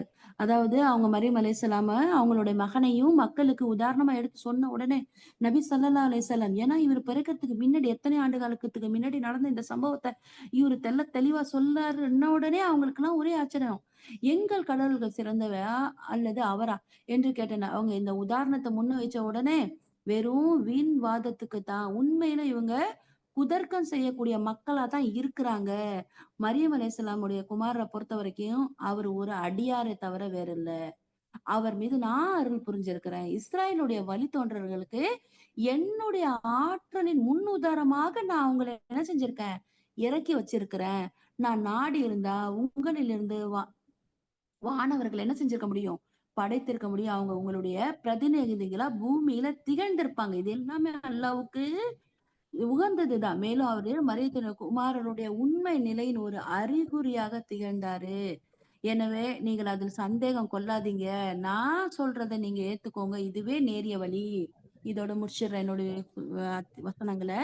அல்ஹம்துலில்லாஹ். அல்லாஹ் என்ன சொல்றான்? மரியத்தோட குமாரர் எப்படி இருந்தாரு? உண்மையில மறுமையுடைய ஒரு அறிகுறியா இருந்தாரு. ஏன்னா, அவரு வாழும்போது அல்லாஹ் சுப்ஹானஹு வ தஆலா அவர தன்னளவுல உயர்த்திக்கிட்டான். அதுக்கப்புறம் யுக முடிவு நாள்ல மறுமைக்கு அடையாளமா ஈசா அலைஹிஸ்ஸலாம் அங்க இறங்குவாங்க. அதுல உங்களுக்கு எந்த சந்தேகமும் வேணாம் அப்படின்னு அல்லாஹ் சுப்ஹானஹு வ தஆலா சொல்லி காமிக்கிறான். சந்தேகம் கொள்ளாம இருந்தீங்கன்னா, நேரிய வழின்னு சொல்றான். அல்லாஹ் சுப்ஹானஹு வ தஆலா நம்ம அனைவருமே வேதங்களையும் தூதர்களையும் ஏற்றுக்கொண்டு நடக்கக்கூடிய மக்கள்களில் முதன்மையானவர்களாக ஆக்கி அருள் புரியணும். இறைவனுக்கு இணை கற்பிக்க கூடாது. ஷிர்க் அது நம்மளுடைய நாவளவா இருந்தாலும் சரி, உடல் அளவா இருந்தாலும் சரி, நீயத்துல இருந்தாலும் சரி, அது அத்துணையில இருந்தும் அல்லாஹ் சுப்ஹானஹு வ தஆலா நம்மளை தூய்மைப்படுத்தக்கூடியவனாக இருக்கக்கூடியவனாக இருக்கிறான். அவன் தூய்மைப்படுத்தணும்னு ஆதரவு வைப்போம் இன்ஷா அல்லாஹ். அல்லாஹ் சுப்ஹானஹு வ தஆலா நம்ம அத்தனை பேருடைய அமல்களையும் அல்லாஹ் சுப்ஹானஹு வ தஆலா ஏற்றுக்கொண்டு நம்மளை மன்னித்து உயர் ரஹமான ஜன்னத்துல் ஃபிர்தௌஸ்ல நம்ம இடமளிக்கணும்னு துவா செஞ்சுக்கிட்டு என்னுடைய உரையை முடிக்கிறேன். வாஹிர் தாவானா அனில் ஹம்துலில்லாஹி ரபில் ஆலமீன். அஸ்ஸலாமு அலைக்கும் வரஹ்மத்துல்லாஹி வபரகாத்துஹு. வலைக்கம் அஸ்ஸலாம் வரஹ்மத்துல்லாஹி வபரகாத்துஹு. ஸ்கிரீன் தெரியுதாமா? தெரியுது கலா. தெரியுதா? ஓகே. 61ல முடிச்சல? ஆமா கலா. ரொம்ப சத்தம் கம்மியா வந்துச்சு வந்து. எனக்குரிய ஆற்றலை கொண்டு நான் பேசினேன். அதுக்கப்புறம் அல்லாஹ் ஆலம். அல்ஹம்துலில்லாஹ் அல்ஹம்துலில்லாஹ் ஸலாத்து வஸ்ஸலாமு அலா ரசூலில்லாஹ் வ அலா ஆலிஹி வ ஸஹாபிஹி அஜ்மஈன். அம்மா பாத். அஊது பில்லாஹி மினஷ் ஷைத்தானிர் ரஜீம். பிஸ்மில்லாஹிர் ரஹ்மானிர் ரஹீம். அன்பார்ந்த சகோதரர்களுக்கு அஸ்ஸலாமு அலைக்கும் வரஹ்மத்துல்லாஹி வபரகாத்துஹு. அல்ஹம்துலில்லாஹ் அல்லாஹ்வுடைய கிருபையால நோன்புனுடைய அதாவது ரமலான் நோன்புனுடைய இன்னைக்கு நம்ம ஒன்று கூடி இருக்கிறோம். அல்ஹம்துலில்லாஹ் சவுதிக்காரங்களுக்கெல்லாம் 20 முடிஞ்சிடுச்சு, 21 ஸ்டார்ட் ஆகுது. நம்மளுக்கு நாளைக்கா இன்னைக்கு ஸ்டார்ட் ஆகுது தெரியல. அல்லாஹு அலம். அல்லாஹ் எல்லாரையும் நேர்வழியை நடத்தாட்டணும். அல்ஹம்துலில்லாஹ். வந்து நம்ம வந்து அல் ஜுக்ருஃப்ல இருக்கோம், 43வது அத்தியாயத்துல இருக்கோம். அல்ஹம்துலில்லாஹ். அஊது பில்லாஹி மினஷ் ஷைத்தானிர் ரஜீம்.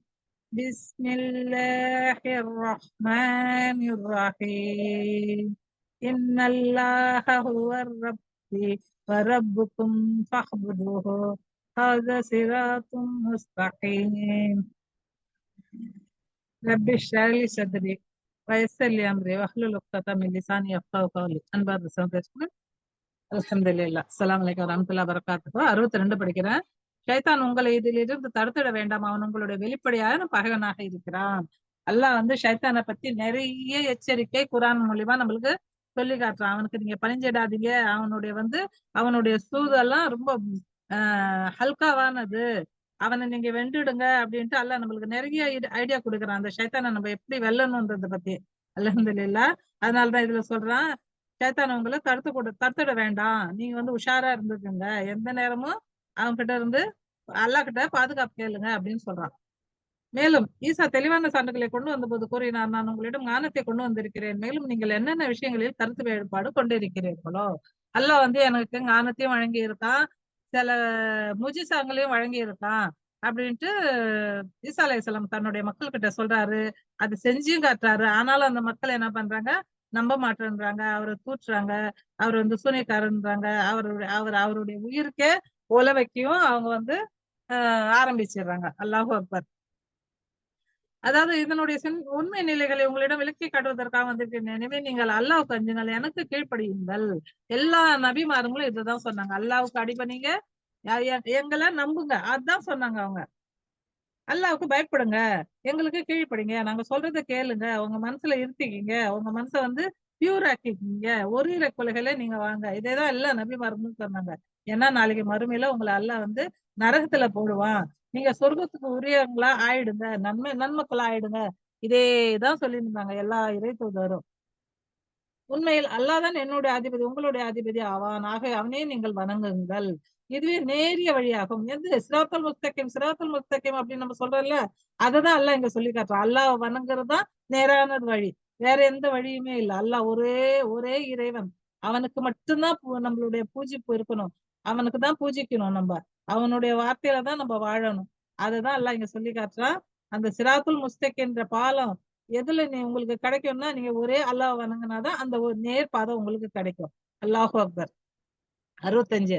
ஆனால் அவர் அந்த தெளிவான அறிவுரை வழங்கியும் அந்த கூட்டத்தினர் தமக்குள் வேறுபட்டார்கள். ஈசா அலைஹிஸ்ஸலாம் அந்த அல்லாஹ் தான் வணங்க சொன்னாரு. உலகத்துல வந்த எல்லா நபிமார்களும் அந்த ஒரே அல்லாஹ் தான் வணங்க சொன்னாங்க. மக்கள் தான் தன்னுடைய மனச மாத்திக்கணும். அவங்கவங்க மனசுல எப்படி பட்டுச்சோ, அவங்க பெரியவங்க எப்படி சொல்லி தந்திருந்தாங்களோ அந்த மாதிரி அவங்களுடைய வழியை அவங்க மாத்தி அமைச்சுக்கிட்டாங்க. இதுக்கும் நபிமார்களுக்கும் எந்த வித சம்பந்தம் இல்ல. அது அவங்க செஞ்ச வேலை ஆயிடுச்சா. அவங்கவுங்க அத அவங்க தேர்ந்தெடுத்துக்கினாங்க. அததான் இங்க சொல்லி காட்டப்படுது. அல்லாஹ் அக்பர். அந்த தெளிவான அறிவுரை வழங்கியும் அந்த கூட்டத்தார் என்ன பண்றாங்க, தனக்குள்ள வேறுபட்டு போயிடுறாங்க. எனவே கொடுமை புரிந்தவர்களுக்கு அழிவுதான் துன்புறுத்தக்கூடிய நாளின் தண்டனையின் வாயிலாக என்னைக்கு அல்லாஹ் நிர்ணயம் பண்ணியிருக்க அந்த மறுமை நாள்ல அவங்களுக்கு துன்புறுத்தும் வேதனை இருக்கு அப்படின்றத அல்லாஹ் முன்னதே சொல்லி காட்டிடுறான். என்ன இவர்கள் அறியாதிருக்கும் நிலையில் திடீர்னு மறுமை நாள் தங்களிடம் வந்து விட வேண்டும் என்று எதிர்பார்க்கிறார்களா? சீக்கிரம், அதாவது அவங்க எப்பயுமே சொல்லுவாங்க, அந்த நாளை கொண்டு வர சொல்லுங்களேன் அவங்க இறைவனை, அந்த நாளை எங்க மேல கொண்டு வர சொல்லுங்களேன், அதை நான் பாக்குறோம் அது எப்படி இருக்குன்ட்டு. அப்படிதான் அந்த விளையாட்டா தான் அந்த மக்கள் எடுத்துக்கினாங்களே தவிர அது ஒரு மோசமான நாள்ன்றது அவங்களுக்கு படல. அததான் எல்லாம் சொல்லி காட்டுறான். திடீர்னு என்ன அந்த மறுமை நாள் வந்துடணும்னு நீங்க எதிர்பார்க்கறீங்களா? ஆனா அந்த நாள் நாள் வந்துடுச்சுன்னா உங்களால எதுவுமே செய்ய முடியாத நாளா இருக்கும். அத உங்களுக்கு ஒரு பெரிய இழப்புக்குரிய நாளா இருக்கும் அப்படின்னு எல்லாம் சொல்லி காட்டுறான். அந்த நாள் வந்து விடும் பொழுது இறைச்சத்துடன் வாழ்ந்ததை தவிர ஏனைய நண்பர்கள் அனைவரும் ஒருவருக்கு ஒருவர் பகைவராகி விட்டார்கள். பகைவராகி விடுவாங்க. அதாவது இந்த உலகத்துல எப்படி இருக்காங்க, ரொம்ப ஃப்ரெண்ட்ஷிப்பா இருப்பாங்க, ரொம்ப அண்ணன் தம்பிங்க மாதிரி இருப்பாங்க. ஆனா அந்த நேரத்துல என்ன பண்ணுவாங்க, அவங்க துஷ்மன் ஆயிடுவாங்க. எப்போ? அந்த மறுமை நாள்ல. எதுவுமே யாருக்குமே கொடுக்க முடியாத அளவுக்கு அவங்க செல்ஃபிஷ் ஆயிடுவாங்க. 68. அந்நாளில் கூறப்படும் என் அடையார்களே என்று உங்களுக்கு எந்த அச்சமும் இல்லை, உங்களுக்கு எந்த வித துயரமும் ஏற்படாது. யாருக்கு சொல்லப்படும்? அதாவது இறை அச்சமுடன் வாழ்ந்தவர்களை பார்த்து சொல்லப்படும். என்னன்னு, என்னுடைய அடியார்களே உங்களுக்கு இந்த இன்னைக்கு எந்தவித அச்சமும் இல்ல, உங்களுக்கு எந்தவித துயரமும் இல்ல. நீங்க அச்சமும் இல்ல, துயரமும் இல்ல. அச்சம்னா பயம், ஆண்டவனை பத்திய பயம். துயரம்னா அல்லாஹ் வந்து நம்மளுக்கு என்ன தண்டனை தந்துருவானோ அப்படின்ற ஒரு துயரம், கவலை. அத நீ படாதீங்க அப்படின்னு சொல்றான்ல. உங்களுக்கு எதுவுமே ஏற்படாது, நீங்க ஃப்ரீயா இருங்க, நல்லா இருங்கன்னு. இவர்கள் தான் நம்ம வசனங்கள் மீது நம்பிக்கை கொண்டவர்களாகவும் கீழ்ப்படிந்தவர்களாகவும் விளங்கினார்கள். இந்த குரான் மூலியமா அல்லாஹ் நம்மளுக்கு என்ன மெசேஜ் தந்திருக்கானோ அந்த மெசேஜ் படி அதுக்கு கீழ்ப்படிந்து நடந்தவங்களா அவங்க இருப்பாங்க. இன்ஷா அல்லாஹ் நம்மளும் அதுக்கு கீழ்ப்படிந்து நடந்தவங்களா நம்ம ஆக்கிக்கணும் இன்ஷா அல்லாஹ். 70. நுழைந்து விடுங்கள் சூரத்தில், நீங்களும் உங்களை மனைவியரும் அங்கு நீங்கள் மகிழ்விக்கப்படுவீர்கள். நுழைஞ்சிடுங்க சொர்க்கத்துல. சுப்ஹானல்லாஹ், சுப்ஹானல்லாஹ். நுழைஞ்சிடுங்க சொர்க்கத்துல. பாரக்கல்லாஹ். அதாவது அங்க வந்து உங்க மனைவியரும் நீங்களும் சந்தோஷத்தை அனுபவிங்க, மகிழ்விக்கப்படுவீர்கள். அல்லாஹ்வுடைய விருந்து பிரசாரம் எப்படி இருக்கும் தெரியுமா? உலகத்துல இருக்கிற விருந்து பிரசாரத்தை விட அல்லாஹ்வுடைய விருந்து பிரசாரம் அவ்வளவு நல்லா இருக்கும். சுப்ஹானல்லாஹ், சுப்ஹானல்லாஹ். 71. தங்கத்தட்டு. அல்லாஹ் அக்பர், அல்லாஹ் அக்பர். தங்கத்தட்டுகளும் கோப்பைகளும் அவர்களுக்கிடையே சுற்றி வந்து கொண்டிருக்கும். பாரக்கல்லா, பாரக்கல்லா. மனங்கள் விரும்பக்கூடிய, கண்களுக்கு இன்பம் அளிக்கக்கூடிய அனைத்து பொருட்களும் அங்கு இருக்கும். அதாவது தங்கத்தட்டு, அதே மாதிரி தங்க கோப்பைங்க, முத்தாலான கோப்பைங்க அவங்களுக்கு இடைய சுத்தி வருமா? எப்படி இப்ப டேபிள் மேல உட்காந்து பெரிய பெரிய ஹோட்டல்ல பாட்டு சாப்பாடுங்க அப்படியே சுத்தி சுத்தி வரும். அவங்களுக்கு எது வேணுமோ அதை எடுத்துக்கலாம், எப்ப வேணுமோ அதை எடுத்துக்கலாம். அந்த மாதிரி சுபஹானல்லாஹ். அல்லாஹ்வுடைய ஏற்பாடை நம்ம பத்தி சொல்ல முடியாது, அதை விட சிறப்பா இருக்கும். பாரக்கல்லாஹ் ஃபிக். அல்ஹம்துலில்லாஹ். அவங்க மனசு எது விரும்புதோ, அவங்களுடைய கண்களுக்கு எது இன்பமா இருக்கோ, குளிர்ச்சியா இருக்கோ, அனைத்து பொருட்களும் அங்க இருக்கும். அவர்களிடம் கூறப்படும், இங்கு நீங்கள் நிரந்தரமாக தங்கி விடுவீர்கள். அல்லாஹ் அக்பர், அல்லாஹ் அக்பர். அல்ஹம்துலில்லாஹ். சுப்ஹானல்லாஹ், சுப்ஹானல்லாஹ். 72. உலகில் நீங்கள் செய்து கொண்டிருந்த செயல்களின் காரணத்தால் இந்த சூனத்திற்கு வாரிசுகளாக ஆக்கப்படுவீர்கள். அல்லாஹ் அக்பர். இந்த உலகத்துல நீங்க செஞ்சிருந்த செயல்களால, அதனுடைய காரணத்தால இந்த சோனத்துக்கு வாரிசுகளா இருக்கீங்கன்னு சொல்லப்படுமா?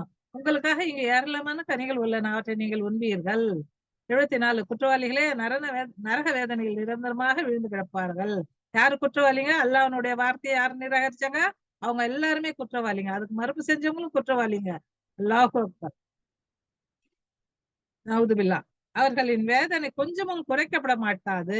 அவங்களுடைய வேதனை கொஞ்சம் கூட குறைக்கப்பட மாட்டாது. ஏன்னா அது இன்னும் அதிகமாக்கப்படும் தான் வேற வேற அத்தியாயத்துல சொல்லப்படுது. அந்த வேதனை வந்து அவங்களுக்கு எந்த அளவுக்கு இருக்குன்னா அவங்களால வாயை திறந்தே சொல்ல முடியாது. அந்த மாதிரி ஒரு நிலைமை ஆயிடும். அவர்கள் நினைதை கொஞ்சம் கூட குறைக்கப்பட மாட்டாது. அதில் அவர்கள் நிராசை அடைந்தவர்களா, நிராசையுற்று இருப்பார்கள். அவங்களுக்கு எந்தவித உதவியாளனும் இல்ல, எந்தவித ஒரு பரிந்துரையாளனும் அங்க இருக்க மாட்டாங்க, அல்லாஹ் ஒருத்தரை தவிர. அப்ப அவங்களுக்கு அதுல நிராசை அடைஞ்சிருப்பாங்க. 76 நாம் அவர்களுக்கு கொடுமை இழைக்கவில்லை, மாறாக அவர்கள் தமக்கு தாமே இழைத்து கொண்டார்கள். நான் அவங்களுக்கு எந்த கொடுமையும் செய்யல, ஆனா அவங்க தனக்குத்தானே அந்த கொடுமைய சூஸ் பண்ணிக்கினாங்க அப்படின்னு அல்லாஹ் சொல்றான். 77 அவர்கள் மன்றாடுவார்கள், மாலிக்கே என் அதிபதி எங்கள் பிரச்சனையை முடித்து விட்டால் நன்றாய் இருக்குமே, எங்களை சாவடிச்சுட்டா நல்லா இருந்திருக்குமே, எங்களுடைய பிரச்சனை முடிச்சுட்டா நல்லா இருந்திருக்குமே அப்படின்னு அவங்க கதறுவாங்க, கத்துவாங்க. ஆனா அந்த மாலிக்ன்றவர் செவிடா இருப்பாரு, அவருக்கு எதுவுமே கேட்காது காதுல. நீங்கள் இப்படியே கிடைப்பீர்கள், அவரு அந்த பதில் மட்டும் தான் சொல்லுவாரு. ஏன்னா இவங்க மன்றாடுறாங்கன்னு அவங்களுக்கு செயல் மூலியமா அவருக்கு தெரியும். அப்ப அவர் சொல்லிடுவாரு, நீங்க இதுலயேதான் கடப்பீங்க, நாங்கள் உங்களிடம் 78 நாம் உங்களிடம் சத்தியத்தை கொண்டு வந்திருந்தோம், ஆனால் உங்களில் பெரும்பாலோர் சத்தியம் வெறுப்பாகவே இருந்தது. நான் இந்த குரான்ற உண்மையை நான் உங்ககிட்ட கொண்டு வந்திருந்தேன், ஆனா அது உங்களுக்கு வெறுப்பாவே இருந்தது அப்படின்னு சொல்லி காட்டப்படுது. சுப்ஹானல்லாஹ். என்ன இவர்கள் ஏதேனும் திட்டவட்டமான நடவடிக்கை எடுக்கலாம் என்று முடிவு செய்திருக்கிறார்களா? அப்படியானால் நாமும் ஒரு நடவடிக்கை எடுத்தே தீர்வோம். அந்த நேரத்துல இவங்க என்ன நடவடிக்கை எடுக்க முடியும்? ஆனாலும் அல்லாஹ் அவங்களுக்கு சொல்லி காட்டுறான். அவங்க ஏதாவது திட்டவட்டமான நடவடிக்கை எடுக்கலாம்னு முடிவு செஞ்சிருக்காங்களா? ஆனா அதுக்கு தகுந்த மாதிரி எந்த நடவடிக்கையும் நான் எடுப்பேன் அப்படின்னு அல்லாஹ் சொல்லி காட்டுறான். என்ன இவர்களின் இரகசியங்களையும் கிசுகிசுப்புகளையும் நாம் கேட்பதில்லை என்று இவர்கள் எண்ணிக்கொண்டார்களா? நாம் அனைத்தையும் கேட்டுக்கொண்டிருக்கோம். நம் மாணவர்கள் அவர்களின் அருகில் எழுதி கொண்டிருக்கிறார்கள். இந்த உலகத்துல இந்த நபிக்கு, அதாவது ஈசா அலைஹிஸ்ஸலாத்துக்கு எதிர்ப்பா, மூசா அலைஹிஸ்ஸலாத்துக்கு எதிர்ப்பா இவங்க எல்லாம் கிசுகிசுன்னு இருக்காங்களா? அதெல்லாம் நான் கேட்டுன்னு தான் இருக்கேன். முகமது நபி ஸல்லல்லாஹு அலைஹி வஸல்லம் அவங்களுக்கு எதிர்ப்பா இவங்க எல்லாம் பேசின்னு இருக்காங்களா? அதெல்லாம் நான் கேட்டுன்னு இருக்கேன். என்னுடைய வானவர்கள் அதை பதிவு செய்து கொண்டிருக்கிறார்கள் அப்படின்ட்டு அல்லாஹ் சுப்ஹானஹு வ தஆலா சொல்றான். அல்லாஹ் அக்பர். 81 அவர்களிடம் கூறும், உண்மையில் கருணைமிக்க இறைவனுக்கு ஏதேனும் பிள்ளைகள் இருந்திருக்குமானால் அனைவரோட முதலில் வணங்குவனாக நான் இருந்திருப்பேன். அப்படி அல்லாஹ் ஏதாவது பிள்ளைங்க இருந்திருந்ததுன்னா நபிக்கு சொல்றாங்க, நாங்க அவங்கள வணங்குறவங்களா இருந்திருப்போமே முதன்மையா. ஏன்னா எங்களுக்கு தானே ஃபர்ஸ்ட் தெரியும், நாங்க சொல்லிட்டு தானே வச்சு உங்களுக்கு தெரியுது, இந்த மக்களுக்கு தெரியுது அப்படின்ட்டு அந்த அல்லாஹ், அதாவது அல்லாஹ் சொல்றான், நாங்க வணங்கி இருப்போமே, நபியை நீங்க சொல்லுங்க அப்படின்றான். 82 தூய்மையானவன், வானங்கள் மற்றும் பூமியின் அதிபதியும் அர்ஷின் உரிமையாளருமான இறைவன் இவர்கள் இவனோடு சேர்த்து சொல்கின்ற அனைத்தையும் விட்டு அவன் தூய்மையானவன். சுபஹானல்லாஹ். அர்ஷனுடைய அதிபதி எப்பேற்பட்டவன் அப்படின்றத, அவனுடைய குவாலிட்டி என்னன்றத அங்க நம்மளுக்கு சொல்லி காட்டப்படுது. தூய்மையானவன், வானங்கள் மற்றும் பூமியின் அதிபதி, இன்னும் அர்ஷின் உரிமையாளனும் அவன் இருக்கிறான். அவனோடு சேர்த்து சொல்கின்ற இந்த பொருட்டெல்லாம் வீணானவை. சரி, இவர்களை நீர் விட்டுவிடும், இவர்கள் தங்களின் மீன் கற்பனைகளில் மூழ்கி இருக்கக்கூடும், தங்களின் விளையாட்டில் லயித்து இருக்கட்டும். இவர்களுக்கு எச்சரிக்கை விடுக்கப்பட்டு வருகின்ற நாளை இவர்கள் சந்திக்கும் வரை, எதுவரைனா அந்த மறுமை நாள் வரை அவங்கள விட்டுடுங்க, அவங்கள நபியா அவங்கள விட்டுடுங்க. அவங்கள நீங்க நேர்வழிப்படுத்த முடியாதுன்னு, ஏன்னா அவங்க மேல நான் தப்பா லகாச்சிட்டேன் அப்படின்னு அல்லாஹ் சொல்றான். அவன் ஒருவனே, வானத்திலும் இறைவன் பூமியிலும் இறைவன், மேலும் அவனே நுண்ணறிவாளன், யாவும் அறிந்தவன். அல்லாஹ் தன்னுடைய குவாலிட்டி தான் இங்க சொல்லிக்கிட்டு வரான். அவன் ஒருத்தன் தான், வானத்திலையும் இறைவன் பூமியிலும் இறைவன், மேலும் அவன் தான் அறிவாளியாகவும் இருக்கிறான், இன்னும் எல்லாவற்றையும் அறிந்தவனாகவும் இருக்கிறான். 85 மேலும் வானங்கள் பூமி மற்றும் அவ்விரண்டிற்கும் இடையில் உள்ள அனைத்தையும் ஆட்சி எவனுடைய பிடியில் உள்ளதோ அவன் மிக உயர்ந்தவன். மேலும் மறுமை எப்போ வரும் என்ற நானும் அவனிடம்தான் இருக்கிறது. அவன்கிட்டதான் நீங்க எல்லாரும் கொண்டு செல்லப்படுவீர்கள். அவனை தடுத்து முடிவு யார் கையிலும் இல்ல அப்படின்றத பத்தி நம்மளுக்கு இங்க சொல்லி காட்டப்படுது. 86 அவனை விட்டு இவர்கள் எவர்கள் அழைக்கிறார்களோ அவர்கள் பரிந்துரைக்கும் எந்த அதிகாரத்தையும் பெற்றிருக்கவில்லை. அந்த கல்லுக்கோ மண்ணுக்கோ உருவத்துக்கோ மனுஷருக்கோ மட்டைக்கோ ஒரு மரத்துக்கோ எதுக்குமே எல்லாம் அந்த தாக்கத்தை கொடுக்கல. எல்லா தாக்கத்தையும் அவன் தான் கையில தான் வச்சிருக்கான். எந்த இறை தூதர் கூட வழங்கல. அவன் தன்னுடைய அதிகாரத்தை தான் கையில தான் வச்சிருக்கான். ஏன்னா எல்லா நுண்ணறிவும் அவன்கிட்ட இருக்கா, எல்லா ஞானமும் அவன்கிட்ட இருக்கா. அதனால எந்த தாக்கத்தையும் அவன் யாருக்கும் கொடுத்து வைக்கல அப்படின்னு சொல்லி காட்டுறான். ஆனால் எவர்கள் ஞானத்தின் அடிப்படையில் சத்தியத்துக்கு சான்று பகர்கிறார்களோ அவர்களை தவிர சில அடியார்களுக்கு, இறை தூதர்களுக்கு அல்லாஹ் சில ஞானத்தையும் கத்து கொடுத்தான். அதே மாதிரி சில சான்றுகளும் அவங்க கிட்ட அல்லாஹ் கொடுத்து இருந்தான். அதை பத்தி தான் அல்லாஹ் இங்க சொல்லி காட்டுறான். 87 இவர்களை படைத்தவர் யார் என்று நீர் இவர்களிடம் கேட்டால் அல்லாஹ் என்று அவர்கள் கூறுவார்கள். பிறகு எங்கிருந்து இவர்கள் திசை திருப்பப்படுகிறார்கள்? அல்லாஹ் ஒருத்தன் தான். எல்லா இந்துங்கிட்டையும் கேளுங்களேன், ஒரு இறைவன் தான் சொல்லுவாங்க. அதுக்கப்புறம் இவங்க இந்த புத்தகங்கள் எல்லாம் எப்படி வணங்குறாங்க, எப்படி திசை திருப்பப்படுகிறாங்க? அதான் ஒண்ணும் புரியல. 88 என் அதிபதியே, இவர்கள் ஏற்றுக்கொள்ளாத மக்களாய் இருக்கின்றார்கள் என்னும் இறை தூதரின் இந்த வார்த்தையின் மீது சத்தியமாக. சுபஹானல்லாஹ். அல்லாஹ் என்ன செய்யறான் பாருங்க, அந்த இறை தூதர்கள் சொல்ற வார்த்தை மேல சத்தியம் செய்யறான். அல்லாஹ் அக்பர். ஏன்னா என்னுடைய அதிபதியை அவங்க எதுவும் ஏத்துக்க மாட்டாங்க, நான் என்ன செய்வேன், முடியாத நிலைமையில ஆயிடுறாங்க, லாச்சார ஆயிடுறாங்க. அந்த நேரத்துல அல்லாஹ்கிட்டயே அதை சமர்ப்பணம் பண்ணிடுறாங்க. சரி. 89 சரி நபியே, இவர்களுடைய செயல்களை பொறுத்துக் கொள்ளும், உங்கள் உங்கள் மீது சாந்தி உண்டாகட்டும். நபியே, இதை பொறுத்துக்குங்க, என்ன செய்யறது, பொறுத்துக்குங்க. அவங்களுடைய முடிவை அவங்களே தேடிக்கிறாங்க. நீங்க பொறுத்துக்குங்க, பொறுமையா இருங்க, உங்க மேல அல்லாஹ்வுடைய சாந்தியும் சமாதானமும் உண்டாகட்டும். விரைவில் இவர்கள் அறிந்து கொள்வார்கள். கூடிய சீக்கிரம் இவங்க வந்து புரிஞ்சுக்குவாங்க நபியே அப்படின்னு அல்லாஹ் சொல்றான். அல்ஹம்துலில்லாஹ். இதோட இந்த அத்தியாயம் முடிஞ்சிடுச்சு. அடுத்தது துஹான் அத்தியாயம். துஹான் அத்தியாயம் இது வந்து மக்கள் அருள் பெற்றது. வசனங்கள் வந்து 59. அத்துஹான்னா புகை. மறுமை நாள்ல இப்ப அந்த புகை உண்டாகும்னு அல்லாஹ் சொல்றால, அந்த புகையை பத்தி தான் அல்லாஹ் இதுல சொல்லியிருக்கான். அவுது பில்லாஹி மினஷ் ஷைத்தானிர் ரஜீம். பிஸ்மில்லாஹிர் ரஹ்மானிர் ரஹீம். ஹாமீம் வல் கிதாபில் முபீன். அதாவது ஹாமீம், தெளிவான இந்த வேதத்தின் மீது சத்தியமாக. நாம் இதனை அருள் பாலிக்கப்பட்ட ஒரு இரவில் இறக்கி வைத்தோம், ஏனெனில் நாம் மக்களுக்கு முன்னெச்சரிக்கை செய்ய நாடி இருந்தோம். அதாவது ஆதம் அலைஹிஸ்ஸலாத்தை அல்லாஹ் வந்து உலகத்துக்கு அனுப்பி வைக்கும் போதே சொல்லிட்டான், நான் என்னுடைய வேதம் வரும், என்னுடைய அறிவுரை வரும், அதன்படி யார் நடக்கிறார்களோ அவர்கள் சொர்க்கத்துக்கு உரியவர்கள் அப்படின்ற ஒரு சர்டிபிகேட் முன்னே அல்லாஹ் வந்து ஆதம் அலைஹிஸ்ஸலாத்து டைம்லயே கொடுத்துட்டான். அதேதான் இன்னி வரலும் அல்லாஹ் வந்து ஃபாலோ பண்ணின்னு வரான். அதாவது இது அருள் பாலிக்கப்பட்ட ஒரு இரவுனா அந்த லைலத்துல் கதருடைய இரவுல நான் கொஞ்சம் கொஞ்சமா இறக்கினேன். எல்லா நபிமார்களுக்கும் அந்த லைலத்துல் கதர் இரவுல தான் இந்த வேதத்தை, அவங்களுக்கு உண்டான வேதத்தை நான் இறக்கி வச்சேன் அப்படின்னு அல்லாஹ் சொல்லி காட்டுறான். 4 இது எத்தகைய இரவு எனில் அதில் தான் ஒவ்வொரு விவகாரத்துக்கும் விவேகமிக்க தீர்ப்பு நம்முடைய கட்டளையினால் பிறப்பிக்கப்படுகிறது. அந்த லைலத்துல் கதர் இரவுல தான் நரகத்துல இருக்கவங்க ரொம்ப மன்றாடி மன்றாடி சொர்க்கத்துக்கு அனுப்பப்படுறாங்க. அவங்கள தூய்மையாக்கி அல்லாஹ் வந்து சொர்க்கத்துக்கு அனுப்புறான்.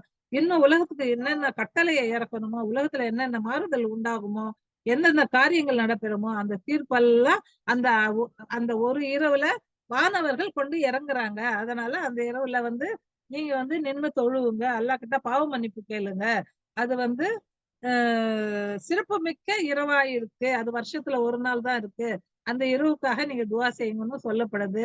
அதுல வந்து நின்னு வணங்குறவங்களுக்கு அவங்களுடைய பாவங்கள் மன்னிக்கப்படுது. அது இல்லாம இன்னும் சிறப்புகள் நிறைய இருக்கு. அதெல்லாம் நம்ம வந்து நிறைய படிச்சிருக்கோம், தெரிஞ்சிருக்கோம். அல்ஹம்துலில்லாஹ். அந்த இரவு நம்மளுக்கும் கிடைக்க நம்ம பாக்கியசாலியா இருக்கணும். அதுக்காக நம்ம துவா செய்யணும். 5 நாம் ஒரு தூதரை அனுப்புகிறவராய் இருந்தோம். உம் இறைவனுடைய கருணையின் அடிப்படையில் தினமாக அவன் அனைத்தையும் கேட்கக்கூடியவன், அறியக்கூடியவனாகவும் இருக்கிறான். அந்த இறைவன் எப்பேற்பட்டவன், அந்த அல்லாஹ் சுப்ஹானஹு வ தஆலா எப்பேற்பட்டவனா, தினமாக அவன் அனைத்தையும் கேட்கக்கூடியவனாகவும் அறியக்கூடியவனாகவும் இருக்கிறான். 7 நீங்கள் உண்மையில் உறுதியான நம்பிக்கையுடையவர்களால் இருந்தால் அவன் வானல் மற்றும் பூமியின் அதிபதியாகவும் அவ்விரண்டுக்கிடையே உள்ள அனைத்திற்கும் அதிபதியாக இருக்கிறான் என்பதை காண்பீர்கள். உண்மையிலேயே நீங்க உறுதியான நம்பிக்கை உடையவங்களா இருந்தா அந்த ஒரு அல்லாஹ்வை தவிர்த்து யாராலும் எதுவுமே செய்ய முடியாது அப்படின்றத உங்க மனசுல நல்லா பதிய வச்சுக்குங்க அப்படின்றத சொல்லி சொல்லி காட்டப்படுது. அவன் வந்து அந்த பூமிக்கு அதிபதியா இருக்கான். அவற்றுக்கு இடையில உள்ள என்னென்ன இருக்கோ எல்லாத்துக்கும் அவன் அதிபதியா இருக்குன்றத நீங்க பாத்துக்குவீங்க. உங்களுக்கு தெரிஞ்சிடும், உங்க மனசே உங்களுக்கு சொல்லிடும். 8 அவனை தவிர வனத்துக்குரிய இறைவன் வேறு யாரும் இல்லை. வாழ்வழிப்பவன் அவனே, மரணத்தை அளிப்பவன் அவனே. அவனே உங்களுக்கு அதிபதி. முன்னர் வாழ்ந்து சென்ற உங்கள் முன்னோர்களுக்கும் அதிபதி. அவன் வந்து எல்லா உலக மக்களுக்கும் ஒரே இறைவனா இருக்கான். மரணத்தையும் அவன் தான் தரான், வாழ்வையும் அவன் தான் தரான். உங்களுடைய முன்னோர்களுக்கும் உங்களுக்கு பின்னால வர்றவங்களுக்கும் அவன் தான் அதிபதியா இருக்கேன் அப்படின்னு சொல்லி காட்டுறான். சுபஹானல்லாஹ். 9 ஆனால் உண்மையில் இவர்களுக்கு உறுதியான நம்பிக்கை இல்லை, ஏனெனில் இவர்கள் சந்தேகத்தில் விளையாடி கொண்டிருக்கிறார்கள். சந்தேகத்துலதான் இவங்க உழண்டுன்னு இருக்காங்க அப்படின்னு அல்லாஹ் சொல்றான்.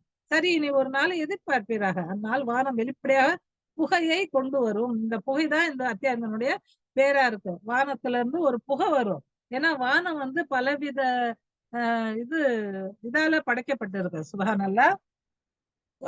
புகை, அதாவது கெமிக்கலால படைக்கப்பட்டிருக்க வானம். அதுல என்னென்ன இருக்குது அல்லாஹ் சுப்ஹானஹு வ தஆலா ஒருத்தரை தவிர யாருக்குமே தெரியாது. அந்த நேரத்துல அல்லாஹ் வந்து எது எதிர்ப்பு கொண்டு வரணுமோ அதான் அவன் கொண்டு வருவான். அது ஒரு வெளிப்படையான புகையை கொண்டு வரும். அல்லாஹ் கட்டளையிடுவான், அந்த வானம் கொண்டு வரும். அது மக்கள் மீது மூடிக்கொள்ளும். இது துன்புறுத்தக்கூடிய தண்டனையாகும். அப்படியே அந்த அல்லாஹ் வந்து தண்டனை எப்படி வேணாலும் அவன் மனசு வச்சான்னா மக்களுக்கு தண்டனை வழங்குவான். அவனை யார் வந்து நம்பலையோ, அவனுக்கு இணை வைக்கிறாங்களோ அந்த மக்களுக்கு. அததான் அல்லாஹ் இங்க நம்மளுக்கு சொல்லி காட்டுறான். எப்படி ஆதுடைய மக்கள் வந்து மழையாலையும் சூறாவளியாலும் அழிக்கப்பட்டாங்க. அதே மாதிரி சமூக மக்கள் சாலிஹ் அலைஹிஸ்ஸலாமுடைய மக்கள் எதால அழிக்கப்பட்டாங்க? ஒரு பெரிய சத்தத்தால் அழிக்கப்பட்டாங்க. அதே மாதிரி மூசா அலைஹிஸ்ஸலாமுடைய ஃபிரௌனுடைய மக்கள் எப்படி அழிக்கப்பட்டாங்க? தண்ணியால அழிக்கப்பட்டாங்க. அதே மாதிரி நூஹ் அலைஹிஸ்ஸலாமுடைய மக்களும் தண்ணியால அழிக்கப்பட்டாங்க, மழையால அழிக்கப்பட்டாங்க. அந்த மாதிரி ஒருத்தர் அழிக்கப்பட்டதையும் பத்தி அல்லாஹ் சொல்லி காட்டுறான். அதுதான் அது மாதிரி ஒரு துன்புறுத்தக்கூடிய தண்டனை தான் இந்த தண்டனை, இந்த போயமும் இருக்கு அப்படின்னு எல்லாம் சொல்லி காட்டுறான். 12 அப்போது கூறுவார்கள், எங்கள் அதிபதியே எங்களை விட்டு இந்த வேதனையை நீக்கி அருள் நிச்சயமாக, அதாவது இந்த வேதனை விட்டு எங்களுக்கு அருள் புரி அப்படின்னு அந்த மக்கள் கேட்பாங்க. நிச்சயமாக நாங்கள் நம்பிக்கை கொண்டு விடுகிறோம் அப்படின்னு அவங்க அந்த நேரத்துல கேட்பாங்க. இவர்களின் உணர்வில்லாத நிலை எங்கே மாறப்போகிறது? வெளிப்படையான இறை தூதர் இவர்களிடம் வந்தும். இவங்களுக்கு வந்து உணர்வே இல்ல. அந்த நேரத்துல இவங்க வாயளவுக்கு தான் சொல்றாங்க தவிர இவங்க மனசுல இருந்து அந்த பேச்சு வரல. அப்படி வந்திருந்தா அந்த இறை தூதர் வந்து இவங்களை எச்சரிச்சா இருப்பாரு, அப்பயே வந்திருக்கும் அப்படின்றத பத்தி அல்லாஹ் இங்க நம்மளுக்கு சொல்லி காட்டுறாங்க. 14 இவர்கள் இவர்கள் அவர் பக்கம் கவனம் செலுத்தவில்லை என்பதுதானே இவர்களின் பயிற்றுவிக்கப்பட்ட பைத்தியக்காரர் என்று சொன்னார்கள். இவர் வந்து ரொம்ப தேர்ச்சி பெற்ற பைத்தியக்காரரா இருக்காரு. இவர் வந்து இந்த நிலைமைக்கு இவரை வந்து உண்டாக்கி அல்லாஹ் அனுப்பியிருக்கா அப்படின்றது சொல்றதுதான் அவங்களுடைய பேச்சா இருந்ததுதான் அப்படின்ட்டு சொல்லி காட்டப்படுது. 15 நாம் சற்று வேதனையை அகற்றி விடுகிறோம், அப்போது நீங்கள் முன்னர் செய்து கொண்டிருந்ததை மீண்டும் செய்வீர்கள். நான் கொஞ்சம் வேதனையை உங்களுக்கு நவுத்திடுறேன், ஆனாலும் நீங்க என்ன செய்வீங்க? முன்ன என்ன செஞ்சு நின்றீங்க? அல்லாஹ்வுக்கு இணை வச்சு நின்றீங்க, அல்லாஹ்வுக்கு வந்து வேற வேற தெய்வங்களை உண்டாக்கி இருந்தீங்களா, அததான் நீங்க செய்வீங்கன்னு அல்லாஹ் சொல்லி காட்டுறான். 16 நாம் பலத்த அடி கொடுக்கும் அந்த நாளில் நாம் உங்களிடம் பழி வாங்கியே தீருவோம். பலத்த அடி கொடுக்கும் போதே உங்களை நாம பழி வாங்கிடுவேன் அப்படின்னு நல்லா சொல்றான். அந்த மறுமை நாள்ல. 17 தினமாக நாம் இவர்களுக்கு முன்னர் பிறரின் சமூகத்தை சோதித்திருக்கிறோம். அவர்களிடம் கண்ணியமான ஒரு இறை தூதர் வந்தார். யாரு? மூசா அலைஹிஸ்ஸலாமும் ஹாரூன் அலைஹிஸ்ஸலாமும் அவங்க கிட்ட வந்து சொல்றாங்க, அவையில நீங்க ஒரே இறைவனை வணங்குங்க, அல்லாஹ் எனக்கு இந்த அத்தாட்சி எல்லாம் கொடுத்திருக்கான், இதை பார்த்தாவது உங்க மனச நீங்க ஒரு இறைவன் பக்கம் திருப்புங்க அப்படின்னு சொல்றாங்க. அப்ப அவன் எவ்வளவு அவர்கிட்ட அவன் வந்து இது பண்றான் பாருங்க. அதை பத்தி கொஞ்சம் சொல்லப்படுது. மேலும் அவர் கூறினார், அல்லாவின் அடியார்களை என்னிடம் ஒப்பத்தி விடுங்கள், நான் உங்களுக்காக அனுப்பப்பட்ட நம்பிக்கைக்குரிய தூதராக இருக்கிறேன். அதாவது என்னுடைய பனு இஸ்ரேல் மக்களை நீங்க வந்து அடிமையா வச்சிருந்து அவங்களுக்கு நிறைய கஷ்டத்தை கொடுக்குறீங்களா, அவங்களை என் கூட அனுப்பிடுங்க, ஏன்னா நான் வந்து உங்களுக்கு நம்பிக்கைக்குரிய நபியா இருக்கேன் அப்படின்னு அவர் சொல்றாரு. மேலும் அல்லாவின் விஷயத்தில் நீங்கள் வரமும் மீறாதீர்கள், நான் உங்களிடம் என்னுடைய நியமனம் பற்றிய தெளிவான சான்றினை கொண்டு வந்திருக்கிறேன். தெளிவான சான்று என்கிட்ட இருக்கு, நான் உங்களுக்கு காட்டுறேன். நீங்கள் என் மீது தாக்குதல் தொடுப்பதை விட்டு என்னுடையும் உங்களுடைய அதிபடியும் நான் பாதுகாப்பு கோருகிறேன். என்னுடைய இறைவன் கிட்ட இருந்தோம், உங்களுடைய இறைவன் கிட்ட இருந்தோம் நீங்க என் மேல கொடுமை செய்யறதை விட்டு நான் பாதுகாப்பு கேட்கிறேன் அப்படின்னு அவர் மூசா அலைஹிஸ்ஸலாம் சொல்றாரு. 21 நான் சொல்வதை நீங்கள் ஏற்றுக்கொள்ளவில்லை எனில் என் மீது கை வைப்பதை தவிர்த்து கொள்ளுங்கள். என்னை அடிக்கவையோ எனக்கு துன்புறுத்தவோ எனக்கு வேதனை செய்யாதீங்க. நீங்க என்னுடைய பேச்சை எடுங்க, எடுக்காத போங்க அப்படின்னு அவர் சொல்றாரு. 22 இறுதியில் இவர்கள் குற்றம் புரியக்கூடிய மக்களா இருக்கின்றனர் என்று அவர் தம் இறைவனிடம் முறையிட்டார். மூசா அலைஹிஸ்ஸலாம் என்ன சொல்றாரு? இவங்க கொடுமை செய்யற மக்களா இருக்காங்க, இவங்க என்னுடைய பேச்சை கேட்கல, அல்லாஹ் இவங்களுக்கு நீயே இவங்களுக்கு வந்து பதில் கொடு அப்படின்னு அவர் சொல்லிடுறாரு. 23 பதில் அளிக்கப்பட்டது, என் அடியார்களை இரவோடு இரவாக அழைத்து சென்றுவிடும் தினமாக நீங்கள் பின் தொடரப்படுவீர்கள். நீங்க ராத்திரியா அவங்க மக்களை கூட்டிட்டு போயிடுங்க, ஆனாலும் நீங்க பிறவனால அவனுடைய கூட்டத்தார பின்தொடரப்படுவீங்கன்னு அல்லாஹ் சொல்லிட்டான். 24 கடலினை அதன் பிளந்த நிலையிலே விட்டுவிடும் தினமாக இந்த படையினர் அனைவரும் முழுகடிக்கப்பட வேண்டியவர்கள். அப்படியே விட்டுடு, வானவர்களுக்கு எல்லாம் கட்டளை இருறான். அப்படியே அந்த மூசா அலைஹிஸ்ஸலாம் போறவர்களும் அந்த கடல் பிளந்த நிலையில விட்டுடுங்க, இந்த மக்கள் எல்லாம் அது உள்ள இறங்கட்டும், இறங்கிட்ட அப்புறம் அதுக்கப்புறம் செய்ய வேண்டிய செயலை செய்யுங்க, இவங்க எல்லாம் முழுகடிக்க வேண்டியவங்களா இருக்காங்க அப்படின்னு சொல்லும் போதே அந்த இஷாரா புரிஞ்சிடுது வானவர்களுக்கு அல்லாஹ் எதை சொல்றான்ட்டு. 25 எத்தனையோ தோட்டங்களையும் நீரூற்றுகளையும் வயல்களையும் சிறப்பான இல்லங்களையும் அவர்கள் பயன்படுத்தி மகிழ்ந்த எத்தனையோ வாழ்க்கை சாதனங்களையும் அவர்கள் விட்டு சென்றார்கள். அவங்க தன்னுடைய வீட்டை விட்டு போனாங்க, அவங்களுடைய வயலை விட்டுட்டு போனாங்க, அவங்க நீரூற்றை விட்டுட்டு போனாங்க, அவங்களுடைய தோட்டங்களை விட்டுட்டு போனாங்க அப்படின்னு எல்லாம் சொல்லி காட்டுறான். இதுக்கெல்லாம் நான் வந்து யாரு பலகீனம் இருந்த என்னுடைய அடியாரங்களை அதுக்கு பொறுப்பாளரா நான் ஆக்குவேன் அப்படின்னு எல்லாம் சொல்லி காட்டுறான். அல்லாஹ் அக்பர். 28 இது அவர்கள் அடைந்த கதை. மேலும் இந்த பொருட்கள் வேறு மக்களை நாம் வாரிசுகளாக ஆக்கினோம். பிறகு அவர்களுக்காக வானம் ஆழவில்லை, பூமியும் ஆழவில்லை. இன்னும் சிறிதளவு அவகாசம் கூட அவருக்கு அளிக்கப்படவில்லை. அதாவது தரப்படவில்லை. அவங்களுக்கு கொஞ்ச நேரம் ஒரு இம்மி அளவு அவகாசம் கூட அவங்களுக்கு தரப்படல. தரப்பட்ட நேரம் எல்லாம் இன்னும் நிறைய இருந்தது. ஆனா அவங்க தங்களை திருத்திக்கல. இறை தூதர்கள் சொல்லியும் அவங்க கேட்கல. அதனால இப்ப நம்ம குரானை படிக்கிறோம். அல்லாஹ் நம்மளுக்கு எச்சரிக்கை செய்யறான். நம்மளே நம்ம திருத்திக்கலன்னா நாளைக்கு மறுமையில அல்லாஹ் நம்மளுக்கு என்ன செய்வான்? அததான் செய்வான். அல்லாஹ் அக்பர். அதனால இந்த குரானை படிச்சு நம்ம திருந்திக்கணும். நம்ம கிட்ட தவறுங்களை எல்லாம் விட்டு ஒழிச்சிடணும்.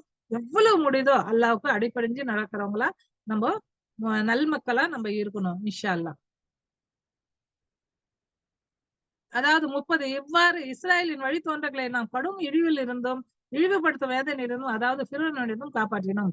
பிறன் அவங்களுக்கு ரொம்ப வேதனைப்படுத்தும் இழிவு தரும் வேதனை அவங்களுக்கு கொடுத்துக்கிட்டு இருந்தான். அவங்களை அடிமைகளை நடத்தின்னு இருந்தான். அவங்களுக்கு மேலும் மேலும் கஷ்டத்தை கொடுத்துட்டு இருந்தான். அவங்களுடைய ஆம்பளை பிள்ளைங்களை கொண்டுட்டு பொம்பளை பிள்ளைங்களை விட்டுக்கிட்டு இருந்தான். அதனால அல்லாஹ் சொல்றான் அவங்கள நான் பிறவன் கிட்ட இருந்து காப்பாத்தினேன். பிறவனை தண்ணியில முழுகடிச்சேன். அவனுடைய படைகளையும் நான் தண்ணியில முழுகடிச்சேன். அவங்க வாழ்ந்து இந்த வீடுகள் எல்லாம் நான் இஸ்ரேல் மக்களுக்கு அவங்களுக்கு நான் அவங்கள உரிமையாளரா ஆக்கினேன் அப்படின்னு நல்லா சொல்றான். 31 உண்மையில் அவன் வரம்பு மீறுவோரில் அனைவரை விட மிக கொடியவனாக இருந்தான். எல்லாத்தோட மோசமானவன் இருந்தான்னு நல்லா சொல்றான். மேலும் அவர்களின் நிலைமைகளை அறிந்த உலகில் பிற சமுதாயங்களை விட அவர்களுக்கு முன்னுரிமை அளித்தோம். யாருக்கு? அந்த மனு இஸ்ரேலுங்களுக்கு நான் முன்னுரிமையை அளித்தேன் அப்படின்னு நல்லா சொல்றான். ஆனா இன்னைக்கு தலைக்கரம் கொண்டு அவங்க ஆடின்னு இருக்காங்க. அல்லாஹ் அவனுடைய வாக்கு என்னைக்கு உண்மையாக போகுதுன்னு தெரியல. அல்லாஹ் ஒரு தலையில ஒரு அடி கொடுப்பா, இருக்கிற இடம் தெரியாத போயிடுவாங்க. அதை பத்தி அவங்க உணரல, தெரியல. ஆடுறாங்க, ஆடட்டும். 33 மேலும் அவர்களுக்கு எத்தகைய அத்தாட்சிகளை காண்பித்தோம் எனில் அவற்றில் வெளிப்படையான சோதனை இருந்தது. நிறைய அத்தாட்சி அதுல நான் காட்டியிருக்கேன். ஆனாலும் அவங்களுக்கு அதுல சோதனை இருந்தது. அதாவது ரத்தம் இருந்தது, நண்டுவாக்கிலி இருந்தது, பேன் இருந்தது, இன்னும் நிறைய விஷயங்கள், சிலந்தி பூச்சி இருந்தது, நிறைய விஷயங்கள் எல்லாம் அவங்களுக்கு காட்டினான். 10 அத்தாட்சி 12 அத்தாட்சி எல்லாம் காட்டினான். ஆனாலும் அந்த மக்கள் புரியாத மக்களா தான் இருந்தாங்க அப்படின்னு நல்லா பின்னால சொல்லி காட்டுறான். இந்த மக்கள் கூறுகிறார்கள், எங்களுக்கு முதலில் ஏற்படும் மரணத்தை தவிர வேற எதுவும் இல்லை. அதன் பிறகு நாங்கள் மீண்டும் எழுப்பப்பட மாட்டோம். அவங்களே நினைச்சுக்கிறாங்க ஒரு இறப்பு தான் எங்களுக்கு இருக்கு, ஒரு மரணம் தான் இருக்கு, அதுக்கப்புறம் நாங்க எழுப்பப்பட மாட்டோம் அப்படின்னு அவங்க நினைச்சுன்னு இருக்காங்க. 36 நீங்கள் உண்மையாளர்களாக இருந்தால் எங்களுடைய முன்னோரை எழுப்பி விடுவாருங்கள். அதாவது அல்லாஹ் சொல்றான். அல்லாஹ் சொல்லல, அந்த மக்கள் சொல்றாங்க. அப்படி நீங்க உண்மையாளர் இருந்தா நபியே, எங்களுடைய மக்கள் எல்லாம் இறந்து போயிட்டாங்களே, எங்க முன்னோர் எல்லாம் இறந்து போயிட்டாங்களா, அவங்க எழுப்பினுவாங்க பாக்கலாம் அப்படின்னு அவங்க சொல்றாங்க. இவர்கள் சிறந்தவர்களா? துபாவு சமுதாயத்தினரும் அவர்களுக்கு முந்தியவர்களும் சிறந்தவர்களா? நாம் அவர்களை அழித்தோம், அவர்கள் குற்றம் புரிவதாய் இருந்த காரணத்தால். இதுக்கு முன்ன வந்த துப்பாவு சமுதாயத்தில் நான் அழிச்சிருக்கேன். அதுக்கு முன்ன வந்த சமுதாயத்தையும் நான் நிறைய அழிச்சிருக்கேன். ஏன்? அவங்க இந்த இறை தூதரை ஏத்துக்கொள்ளவில்லை. அவர் சொன்ன வார்த்தையை அவங்க கேட்கல. அவரை பைத்தியக்காரன்னாங்க, அவர் சூனியக்காரன்றாங்க. அதனால அவனை அழிச்சேன். அதே மாதிரி உங்களுடைய முன்னோர்களையும் நான் அழிச்சேன்னு அல்லாஹ் சொல்லி காட்டுறான். இந்த வானங்களின் பூமியும் இவற்றுக்கிடையே உள்ளவற்றையும் விளையாட்டுக்காக நான் படைக்கவில்லை. அல்லாஹ் தன்னுடைய வல்லமையை சொல்றான்.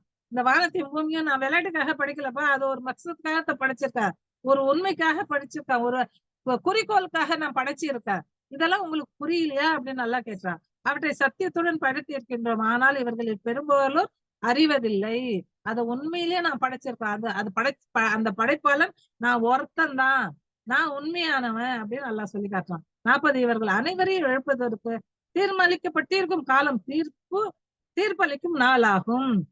அதாவது இவங்களை எல்லாரையும் ஆதம் அலைசல் இருந்து அதுக்கப்புறம் அந்த மக்கள் கடைசி முடிவு நாள் வரலும் வர்ற மக்களை எழுப்பப்படுறதுக்கு ஒரு தீர்மானிக்கப்பட்ட காலம் இருக்கிறது. அந்த காலம் வரும்போது நான் எல்லாரையும் எழுப்புவேன் அப்படின்னு நல்லா சொல்றான். 41 நாளில் எந்த நண்பனும் தன்னுடைய நெருங்கிய எந்த நண்பனுக்கும் எந்த பலனையும் அளிக்க மாட்டார். மேலும் அவர்களுக்கு எங்கிருந்து எந்த உதவியும் கிடைக்காது. அந்த நண்பனும் எந்த உதவியும் செய்ய மாட்டான் அந்த உலகத்துல செய்யற மாதிரி, அதே மாதிரி எந்த உதவியும் அவங்களுக்கு கிடைக்காது. 42. ஆனால் அல்லாஹ்வோ அவர்களுக்கு யாருக்காவது கருணை புரிந்தாலே தவிர, அல்லாவா மனசு வச்சு கொஞ்சம் கடுகளவு நன்மை வச்சிருக்கானே அப்படின்ட்டு அவனுக்கு அல்லாஹ் வந்து கருணை செஞ்சா ஒழிய வேற எந்த உதவியாளனும் அங்க இருக்க மாட்டாங்க. திண்ணமாக அவனும் மிக வலிமை வாய்ந்தவனாகவும் கிருபையாளனாகவும் இருக்கின்றான். இசக்கும் மரம், அதாவது அந்த நரகத்தினுடைய அடியில வளர்ற மரத்தை பத்தி அல்லாஹ் வந்து அந்த நரகத்தினுடைய உணவா கொடுக்கப்படுது, பாவிகளின் உணவாக இருக்கும். யாரு இந்த உலகத்துல பாவம் செய்யறாங்களோ அல்லாஹ்வுக்கு எதிராக அதாவது அல்லாஹ்வுக்கு எதிர்ப்பா எந்த செயல்களை செய்யறாங்களோ, பாவமான செயல் அல்லாஹ் வந்து எல்லாத்தையுமே சொல்லி காட்டுறான். அதாவது கொலை செய்யறது, வட்டி வாங்குறது, தன்னுடைய பிள்ளைய வந்து இல்லாமை, அதாவது ஏழ்மையின் காரணமாக தன்னுடைய பிள்ளையை கொலை செய்வது, இன்னும் வந்து பத்தினி பெண் மேல் துரோகம் அதாவது பத்தினி பெண் மேல இழிவு சொல்வது, கெட்ட பேச்சு சொல்வது, இது மாதிரி நிறைய அடுக்கின்னு போகுது. அந்த மாதிரி செய்யறவங்களுக்கு அவங்களதான் அல்லாஹ் பாவின்னு சொல்றான். அதாவது புறம் பேசுறது, சுகுலி லகாக்கிறது, இதெல்லாம் பாவத்துலதான் போய் சேருது. அதனால அல்லாஹ் சொல்றான், இந்த பாவிங்களோட உணவு எதா இருக்கோ அந்த ஜக்குன்ற அந்த கள்ளி மரமா இருக்கும், அது எண்ணெய் கசடு போல இருக்கும். அதாவது அந்த மரமே வந்து எண்ணெய் கசடு மாதிரி இருக்கும், அது இலை காயெல்லாம் இருக்காது. அது எப்படி இருக்கும் அல்லாஹு ஆலம், அல்லாஹ் அறிந்தவன். எண்ணெய் கசடு போல இருக்கும், சூடேறிய நீர் கொதிப்பது போன்று வயிற்று அது கொதிக்கும். அது சாப்பிடவே முடியாது, அது ஜீரணமே ஆகாது, நவுதுபில்லா. ஆனாலும் அது வவுத்துல போயிட்ட அப்புறம் சூரிய நீர் கொதிப்பது போல் கொதிக்குமா, அதாவது தண்ணி நம்ம அடுப்புல வச்சா எப்படி கொதிக்கும் அந்த மாதிரி நிலைமையில அது கொதிக்கும். பிடியுங்கள் அவனை நரகத்தின் நடுப்பகுதியில் இழுத்து செல்லுங்கள். அல்லாஹ் குற்றவாளிகளை சொல்லுவான் மலாய்க்கத்துங்களை நோக்கி, பிடிங்க அவனை நரகத்தினுடைய நடுப்பகுதிக்கு அவனை எடுத்துட்டு போங்க. அவ்வாறு அவன் தலை மீது கொதிக்கும் நீரை ஊற்றி வேதனைப்படுத்துங்கள். கொதிக்கிற நீரை தலையில ஊத்துனா என்ன பண்ணும், தலைமுடியெல்லாம் போயிடும், தலையில இருக்க தோலெல்லாம் வழிந்துன்னு போயிடும், உடம்புல இருக்கிற சதையெல்லாம் வழிந்துன்னு போயிடும். எல்லாம் காப்பாத்தணும், நவுதுபில்லா. நீர் சுவைத்து பார் இந்த சுவையை, பெரும் வல்லமை படைத்த கண்ணியம் மிக்க நானே நீ சுவைச்சு பாரு, இன்னைக்கு அல்லாஹ் கொடுக்குற தண்டனையை நீ சுவைச்சு பாரு. ரொம்ப உலகத்துல நீ வல்லமை மிக்கவன் நீ நினைச்சு நின்றல, ரொம்ப கண்ணியம் உனக்கு இருக்கு, அல்லாஹ் தந்திருக்கான்னு நீ நினைச்சு நின்றல அப்படின்னு சொல்லப்படுவான். நவுதுபில்லா.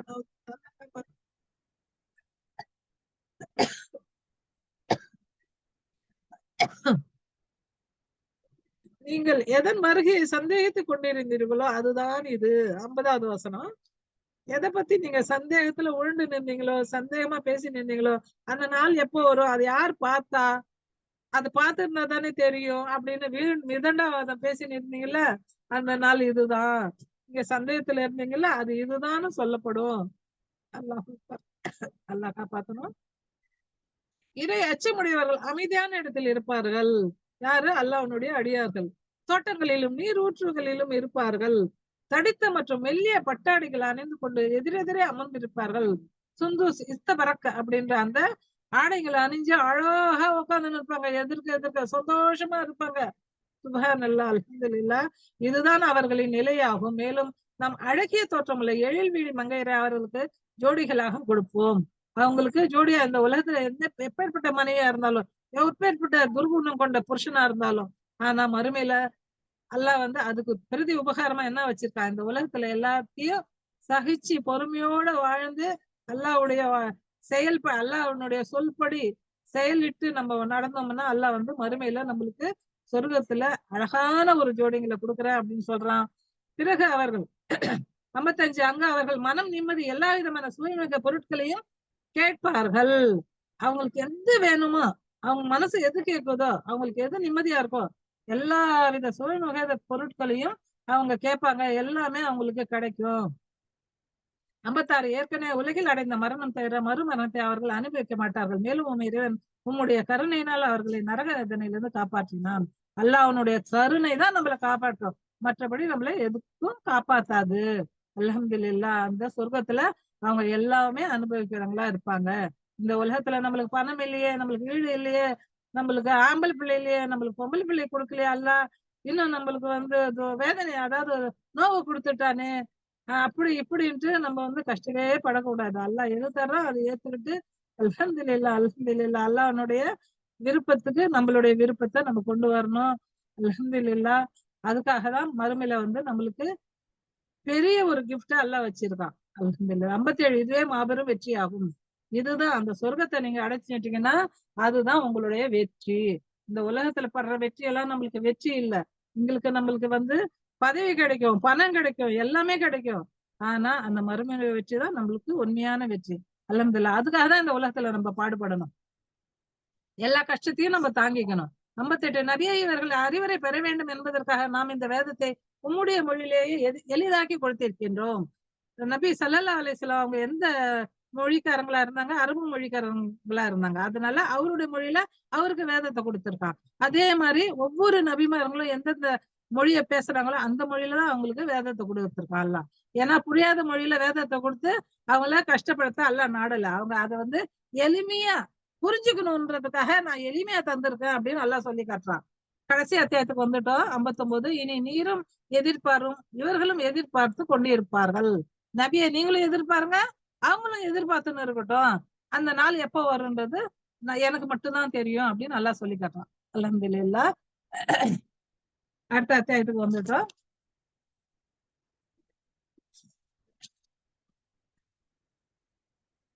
45வது அத்தியாயம். அல்ஹம்துலில்லாஹ். அல் ஜாசியா முழந்தாடு, அதாவது முழங்கால் ஊன்றி இருப்பவர்கள். இது வந்து மக்கால அருளப்பட்டது. இது வந்து 38 அத்தியாயம் இருக்கு. அல்ஹம்துலில்லாஹ். 38 வருஷம் இருக்கு. அஊது பில்லாஹி மினஷ் ஷைத்தானிர் ரஜீம். பிஸ்மில்லாஹிர் ரஹ்மானிர் ரஹீம். ஹாமீம்.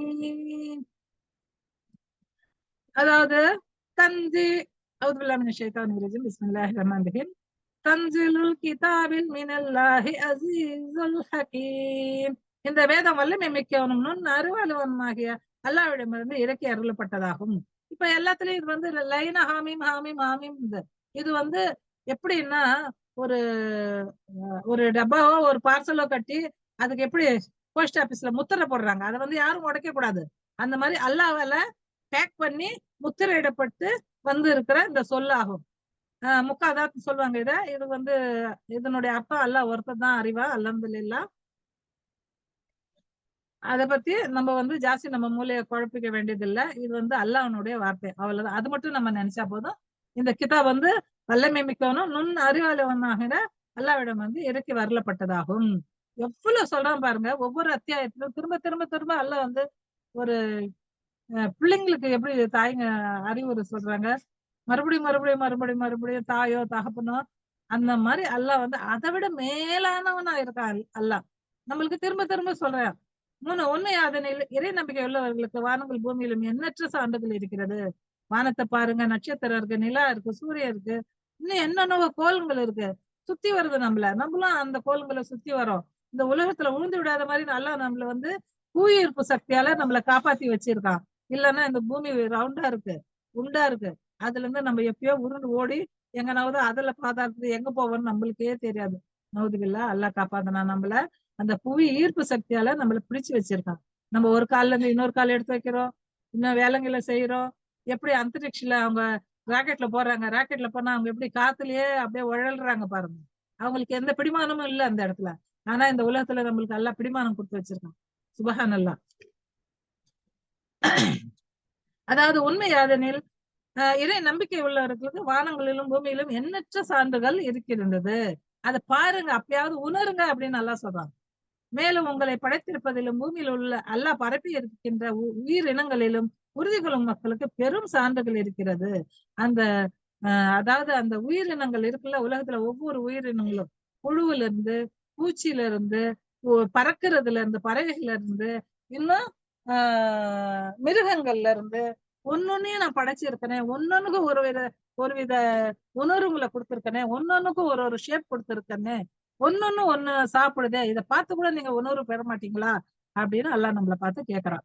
அதுல எல்லாம் நான் சான்று வச்சிருக்கேன், அதெல்லாம் பார்த்து நீங்க திரும்புங்க அப்படின்றதா அல்லாஹ்வுடைய பேச்சா இருக்கும். 5 இரவும் பகலும் வேறுபட்டு இருப்பதிலும் அல்லாஹ் வாரத்திலிருந்து மழையை இறக்கி பிறகு அதனை கொண்டு இறந்து போன பூமியை உயிர்ப்பிப்பதிலும் மேலும் காற்றுகளின் சுழற்சியிலும் அறிவை பயன்படுத்தும் மக்களுக்கு பலவேறு அத்தாட்சிகள் இருக்கிறது. அல்ஹம்துலில்லாஹ்.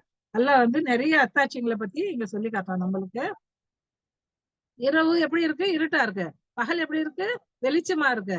இன்னும் வானத்துல இருந்து அல்லாஹ் வந்து நம்மளுக்கு மழையை கொடுத்து அதன் மூலியமா உயிர் அதாவது நம்மளோட தானிய வகைகளையும், இன்னும் வந்து பழ வகைகளையும், இன்னும் வந்து பூக்களையும், இன்னும் மரங்களையும், இன்னும் எத்தனையோ எல்லாம் வந்து அதன் மூலமா விளைவிக்கிறான். ஏன் நம்மளையும் வாழ்வளிக்கிறதும் அந்த தண்ணியால, அந்த சாப்பாடாலதான். நம்ம உயிர் வாழறதும் அந்த சாப்பாடு, அந்த தண்ணியாலதான், அந்த காத்தாலதான். இதெல்லாம் யார் அனுப்பி வச்சிருக்கா? அல்லாஹ் தான் வானத்துல இருந்து அனுப்பி வச்சிருக்கான். அதே மாதிரி இந்த பூமியும் அவன் உயிர்ப்பிக்கிறான். மற்றும் காற்றுங்களுடைய சூழ்ச்சி பற்றியும் அல்லாஹ் சொல்றான். சுபஹான் அல்லாஹ். நம்ம வந்து அவனுக்கு நன்றி கொன்றவங்களா இருந்தா புயல் காத்த அனுப்பி கூட நம்மள அல்லாஹ் வந்து மாய்க்க வைப்பான் அப்படின்ற ஆற்றல் அவனுக்கு இருக்குன்றத சொல்லி காட்டுறான். அல்லாஹ் அக்பர். 6 இவை அல்லாஹ்வின் அத்தாட்சிகள், அவற்றை உம்மிடம் நாம் மிக சரியாக எடுத்துரைத்துக் கொண்டிருக்கின்றோம். யாரு? நபிமாருங்க சொல்றாங்க. இனி அல்லாஹ்வுக்கும் அவனுடைய வசனங்களுக்கும் பிறகு இவர்கள் எந்த விஷயத்தில் மீது நம்பிக்கை கொள்ள போகிறார்கள்? இந்த தெளிவான சான்று, தெளிவான உண்மை அல்லாஹ் அனுப்பியிருக்கான். அதெல்லாம் நான் எடுத்து சொல்றேன். ஆனாலும் நீங்க இத கேட்க மாட்டேன்றீங்க. எந்த விஷயத்துல நீங்க நம்பிக்கை வைக்க போறீங்க அப்படின்னு கேள்வி கேட்கறாங்க. 7 இந்த பொய்யாகவும் கெட்டவனாகவும் உள்ள ஒவ்வொரு மனிதனுக்கும் அழிவுதான். பொய் எவன் சொல்றானோ அவன் மேல ஷைத்தான் இறங்கிடுவான். ஒரு பொய் கூட சொல்லக்கூடாது. அதாவது ஒரு உயிரை காப்பாத்தணும்னா ஒரு பொய் சொல்றதுக்கு அல்லாஹ் அனுமதிக்கிறான். ஒரு 2 பேரு பகைவரா இருந்தாங்க, துஷ்மனி ஆயிடுது அப்படின்னா அவங்களுக்குள்ள இணக்கத்தை ஏற்படுத்தணும்னா ஒரு பொய் சொல்லலாம் அப்படின்னு அல்லாஹ் சொல்லி வைக்கிறான். அதே மாதிரி மனைவியை சந்தோஷப்படுத்தணும்னா கணவன் வந்து அழகில்லாதெல்லாம் மனைவி இருந்தா கூட நீ அழகானவ, நீ ரொம்ப நல்லவ அப்படின்ட்டு அவளை புகழ்ச்சியா சொல்லலாம். அந்த மாதிரி பொய்ய அல்லாஹ் வந்து ஆதரவு வைக்கிறான். ஆனா வாழ்க்கைக்கோ நம்மளுடைய நன்மைக்காகவோ இன்னும் வேற எதுக்காகவும் நம்ம எந்த வித பொய்யும் சொல்லக்கூடாது. அதனால அல்லாஹ் சொல்றான், பொய்யனாகவும் கெட்டனாகவும் உள்ள ஒவ்வொரு மனிதனுக்கும் அழிவுதான் அப்படின்னு சொல்றான் அல்லாஹ். அவங்களுக்கெல்லாம் அழிவுதான். 8 அவன் முன்னிலையில் ஓதி காட்டப்படும் இறைவசனங்களை அவன் செவி இருக்கின்றான். பிறகு முழு ஆணவத்துடன் தன்னுடைய நிராகரிப்பில் அவன் பிடிவாதமாக இருக்கிறான். எல்லாத்தையும் கேட்கறான், எல்லா அத்தாட்சியும் பாக்குறான். ஆனாலும் அவன் கிட்ட இருக்க கர்வம் வந்து அதை ஏத்துக்க விடல அவனை. அதனால அவன் ஆணவம் கொண்டவனா இருக்கான், பிடிவாத காரணவனா இருக்கான். அவன் வசனங்களை அவன் செவியே இருக்காதது போல இத்தகைய மனிதனுக்கு துன்புறுத்தும் வேதனை பற்றிய நற்செய்தியை சொல்லிடுங்க நபியே, நீங்க அறிவித்து விடுங்கள் அப்படின்னு அல்லாஹ் சொல்றான்.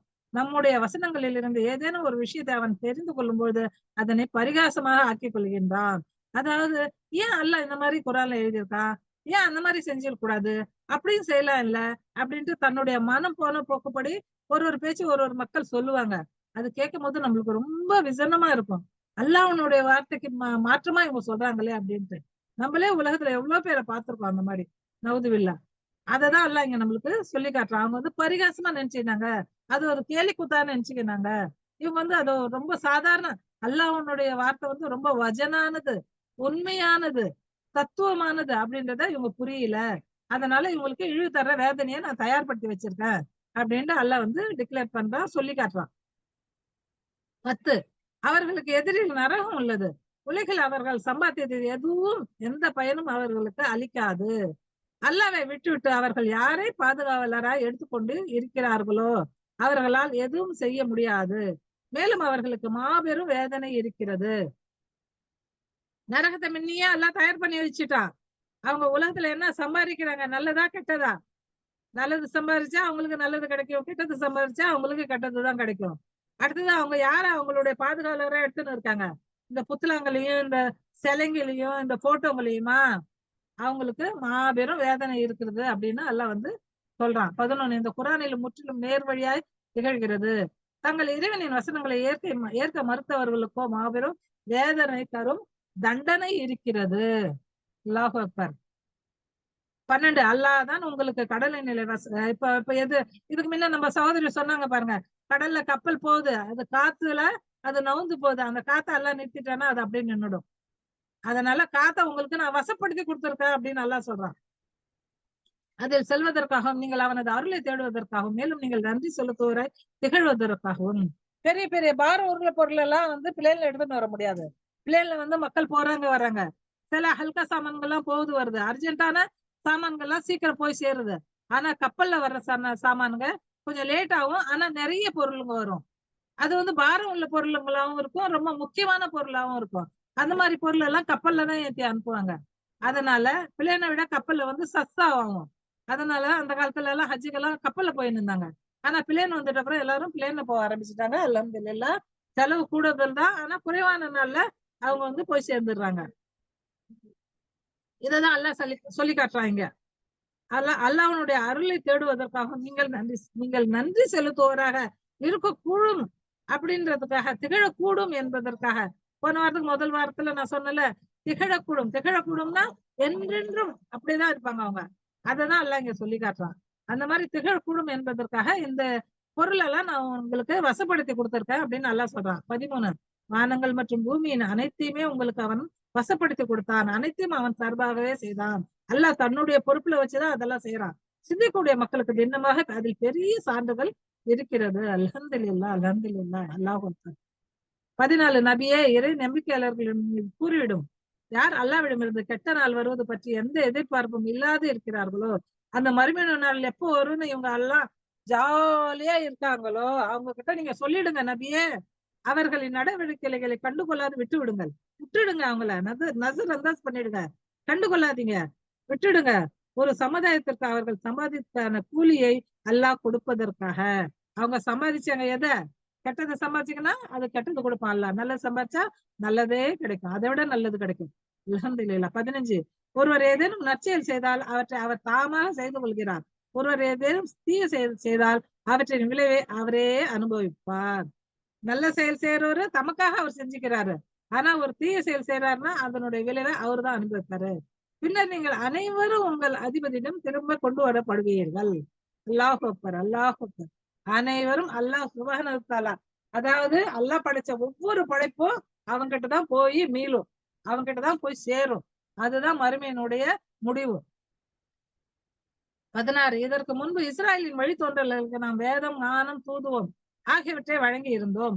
அதாவது இஸ்ராயலினுடைய மக்கள்ல நிறைய நபிமாருங்க வந்தாங்க. அததான் அல்லாஹ் இங்க சொல்லி காட்டுறான். வேதத்தை கொடுத்தேன், ஞானத்தை கொடுத்தேன், தூதுவத்தையும் கொடுத்தேன் அப்படின்ட்டு அல்லாஹ் சொல்லி காட்டுறான். அல்லாஹ் அக்பர். மேலும் உலக மக்கள் அனைவரை காட்டிலும் அவர்களுக்கு சிறப்பையும் வழங்கி இருந்தோம். மேல் அதிகமா 4வதா வேதம், ஞானம், தூதுத்துவம், அதுக்கு அதிகமான ஒரு சிறப்பையும் நான் கொடுத்திருந்தேன் அப்படின்னு எல்லாம் சொல்லி காட்டுறான். 17 தீன் இறை மார்க்கம் சம்பந்தமாக அவர்களுக்கு தெளிவான வழிகாட்டுதல்களை வழங்கினோம். பின்னர் அவர்களிடையே கருத்து முரண்பாடு ஏற்பட்டது. அவங்க தமக்குத்தாமே கருத்து முரண்பாடு பண்ணீங்கன்னாங்க. நீ பெரியவனா, நான் பெரியவனா, நான் நல்லது செய்யறா, நீ நல்லது செய்யறா, நீ கெட்டது செய்யறா, நான் கெட்டது செய்யறா அப்படின்ட்டு அவங்களுக்குள்ள முரண்பாடு வந்தது. அது வந்து அறியாமையினுடைய காரணத்தினால் அல்ல, மாறாக அறிவுஞானம் வந்த பின்னர் தான். அதுவும் அவர்கள் மற்றொரு மீது அநீதி வைக்க விரும்பிய காரணத்தினால்தான். ஒருத்தவங்க இன்னொருத்தவங்க மேல அநீதி இழைக்கணும், கெட்டது செய்யணும், அவங்களுக்கு வேதனை உண்டாகணும், அவங்கள வந்து தப்பா காட்டணும் அப்படின்னு நினைச்சனுடைய காரணத்தினால அவங்க வந்து தங்களுக்குள்ள பிளவுண்டு உண்டு ஆயிட்டாங்க. அவங்க வந்து ஒருத்தர் கூட்டங்களா வேற வேற கூட்டங்களா ஆயிட்டாங்க அப்படின்னு நல்லா சொல்லி காட்டுறான். அநீதி இழக்க விரும்பிய காரணத்தினால் தான் ஏற்பட்டது. திண்ணமாக இறைவன் மறுமை நாளில் அவர்கள் கருத்து வேறுபாடு, முரண்பாடு கொண்டு இருக்கின்ற விஷயங்களில் தீர்ப்பு ஒழுங்கான். எதுல அவங்க வந்து முரண்பாடு பட்டாங்களோ, எப்படி வந்து அவங்க வந்து இந்த இறை தூதரை வந்து தெய்வம், அதாவது அல்லாஹ்வை வணங்குறாங்களோ, ஈசா அலைஹிஸ்ஸலாத்தை தன்னுடைய மாபுத்தா அவங்க எடுத்துக்கிறாங்க, அதாவது இறைவனுடைய குமாரன் அப்படின்ட்டு. அதே மாதிரி மரியம் அலைஹிஸ்ஸலாத்தையும் அவங்க வந்து தன்னுடைய பாதுகாப்பாளனுடைய அன்னை, அவங்களும் நம்மளுக்கு பாதுகாப்பு கொடுப்பாங்கன்றாங்க. அதே மாதிரி அவர் வளர்த்த ஒரு ஜக்கரியா அலைஹிஸ்ஸலாத்தையும் அவங்க வந்து ஒரு பாதுகாப்பாளரை அவங்க ஆக்கிக்கிறாங்க. அதே போல மூசா அலைஹிஸ்ஸலாமுடைய பனி இஸ்ராயலுங்க, இப்ப இருக்க இஸ்ராயலுங்க, ஜூஸுங்க எதை வணங்குறாங்க. ஆனா உண்மையான ஜூஸுங்க அல்லாஹ்வுக்கு தான் பயப்படுவாங்க. இருக்காங்க, அவங்களையும் நல்லவங்க இருக்காங்க, அவங்க வந்து ரொம்ப பயப்படுவாங்க. சுப்ஹானல்லாஹ். அவங்க வந்து முஸ்லிம்களுக்கு ரொம்ப சப்போர்ட்டடா இருப்பாங்க. அதனாலதான் இந்த உலகம் நெரிச்சிருக்கு. இல்லைன்னா எப்பயோ இதை அழிச்சிருப்பான். அல்ஹம்துலில்லாஹ். இந்த கெட்ட ஜூஸ்ங்க இருக்காங்க பாருங்க, அவங்கதான் ரொம்ப மோசமானவங்க, ஷைத்தானுடைய பிள்ளைங்க அவங்க. அல்லாஹ் அக்பர். அல்லாஹ் அவங்கள காப்பாத்தணும், அவங்களுக்கு அல்லாஹ் நல்ல அறிவு தரணும், அவங்கள மார்க்கத்தின் பக்கம் அவங்க உள்ளத்தை அல்லாஹ் புரட்டி விடணும், நன்மையின் பக்கம் அவங்களுடைய உள்ளத்தை புரட்டி விடணும் இன்ஷா அல்லாஹ். 18 நபியே, இப்போது தீன் சம்பந்தமான விஷயங்களில் தெளிவான பிரதான மார்க்கத்தில் ஷரியத்தில் உண்மை நாம் நிலை நிறுத்தி இருக்கின்றோம். நபியே, உங்களை மார்க்கத்துல ஷரியத்துல நான் நிலை நிறுத்தியிருக்கேன். எனவே நீர் அதை பின்பற்றும். அறியாத மக்களின் மன இச்சைகளை நீங்கள் பின்பற்றாதீர்கள். நபிக்கு அல்லாஹ் வந்து எச்சரிக்கை செய்யறான். இந்த புரியாத மக்களுடைய மன இச்சைய அவங்க சொல்ற மாதிரி நீங்க கேட்காதீங்க அப்படின்னு நபிக்கு அல்லாஹ் எச்சரிக்கை கொடுக்குறான். 19 அல்லாஹ்வுக்கு எதிராக உமக்கு அவர்களால் எந்த பயனும் தர முடியாது. அல்லாஹ்வுக்கு எதிர்ப்பா எந்த வித நன்மையும் அவங்க தனக்குத்தானே செய்ய முடியாது, உங்களுக்காகவும் அவங்க செய்ய முடியாது. மேலும் கொடுமை புரிவர்களே தங்களுக்குள் ஒருவருக்கு ஒருவர் தோழலாக இருக்கிறார்கள். கொடுமை செய்யறவங்க தான் ஒருத்தருக்கு ஒருத்தர் இப்ப இருக்காங்கல்ல நம்ம நாட்டுல தங்கிங்க கொடுமை புரியறதுக்காகவே இருக்காங்க பாருங்க. அவங்கதான் ஒருத்தருக்கு ஒருத்தர் தோழனா இருக்காங்கன்னு அல்லாஹ் சொல்லி காட்டுறான் பாருங்க. அல்லாஹ் எவ்வளவு அழகா சொல்லி காட்டுறான் பாருங்க. சுப்ஹானல்லாஹ். மேலும் இறைச்சமுடையவருக்கு அல்லாஹ் தோழனாக இருக்கிறான். அல்ஹம்துலில்லாஹ், பாரக்கல்லாஹ், அல்ஹம்துலில்லாஹ், சுப்ஹானல்லாஹ். அல்லாஹ் வந்து இறை அச்சம் உள்ளவங்களுக்கு தோழனா இருப்பான். இறை அச்சம் உள்ளவங்க எப்பயுமே கஷ்டப்படுவானா, அல்லாஹ் அவங்களுக்கு தோழனா இருக்கான். அவன் வந்து கை கொடுப்பான், சாத்து கொடுப்பான். அல்ஹம்துலில்லாஹ். 20 இவை மனிதர்கள் அனைவருக்கும் பகுத்துணர்வு சான்றுகளாய் இருக்கின்றன. இது வந்து பெரிய ஒரு அத்தாட்சியா இருக்கிறது அப்படின்னு அல்லாஹ் சொல்லி காட்டுறான். மேலும் உறுதி கொள்ளக்கூடிய மக்களுக்கு நேர் வழி காட்டக்கூடியதாகவும் கருணையாகவும் இருக்கிறது. எது? இந்த குரான். இந்த குரான் வந்து நேர் வழி காட்டக்கூடியதா இருக்கு, இன்னும் கருணை உடையதா இருக்கு. இதை நீங்க படிச்சீங்கன்னா உங்க மனசுல தானே கருணை உண்டாயிடும். இதை படிச்சீங்கன்னா உங்க மனசு தெளிவு பட்டுடும். இதை படிச்சீங்கன்னா எந்த சோதனை இருந்தாலும் தாங்கிக்கிற மன வலிமை அல்லாஹ் உங்களுக்கு கொடுப்பான். சுப்ஹானல்லாஹ், சுப்ஹானல்லாஹ். அததான் அல்லாஹ் இங்க சொல்லி காட்டுறான். உங்களுக்கு வந்து நேர் வழி காட்டக்கூடியதாகவும் கருணை உள்ளதாகவும் இருக்குது. நேர் வழியில போட்டுட்ட அப்புறம் கருணையே கருணை தான், வேற எதுவுமே இல்ல. அல்ஹம்துலில்லாஹ், அல்ஹம்துலில்லாஹ்.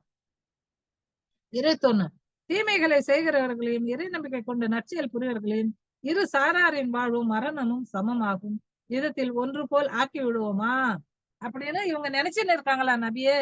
நல்லது செய்யறாங்க, நல்ல இடத்துக்கு போறாங்க அவங்களையும், கெட்டது செய்யறாங்க, கெட்ட இடத்துக்கு போறாங்க அவங்களுக்கும், அவங்களுடைய மரணமும் வாழ்வும் சரிசமமா ஆயிடுமா?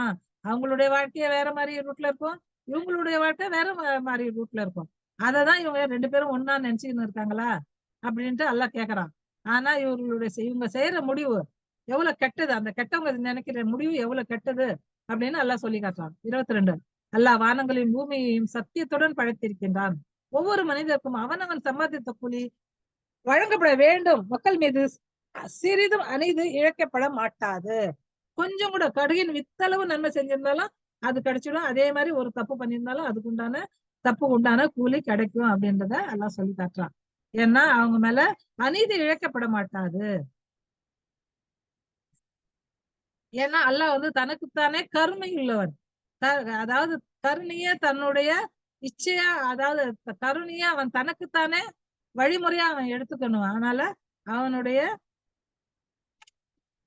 கோபத்துல இருந்து நம்ம பயந்துக்கணும். அல்லாஹ் வந்து மிக மிக கருணையாளனா இருக்கான்றதையும் நம்ம நினைச்சு மனசுல இருத்திக்கணும். 23 தனது மன இச்சையை தன்னுடைய கடவுளாக்கி கொண்ட மனிதனின் நிலையை எப்போதாவது நீர் சிந்தித்ததுண்டா?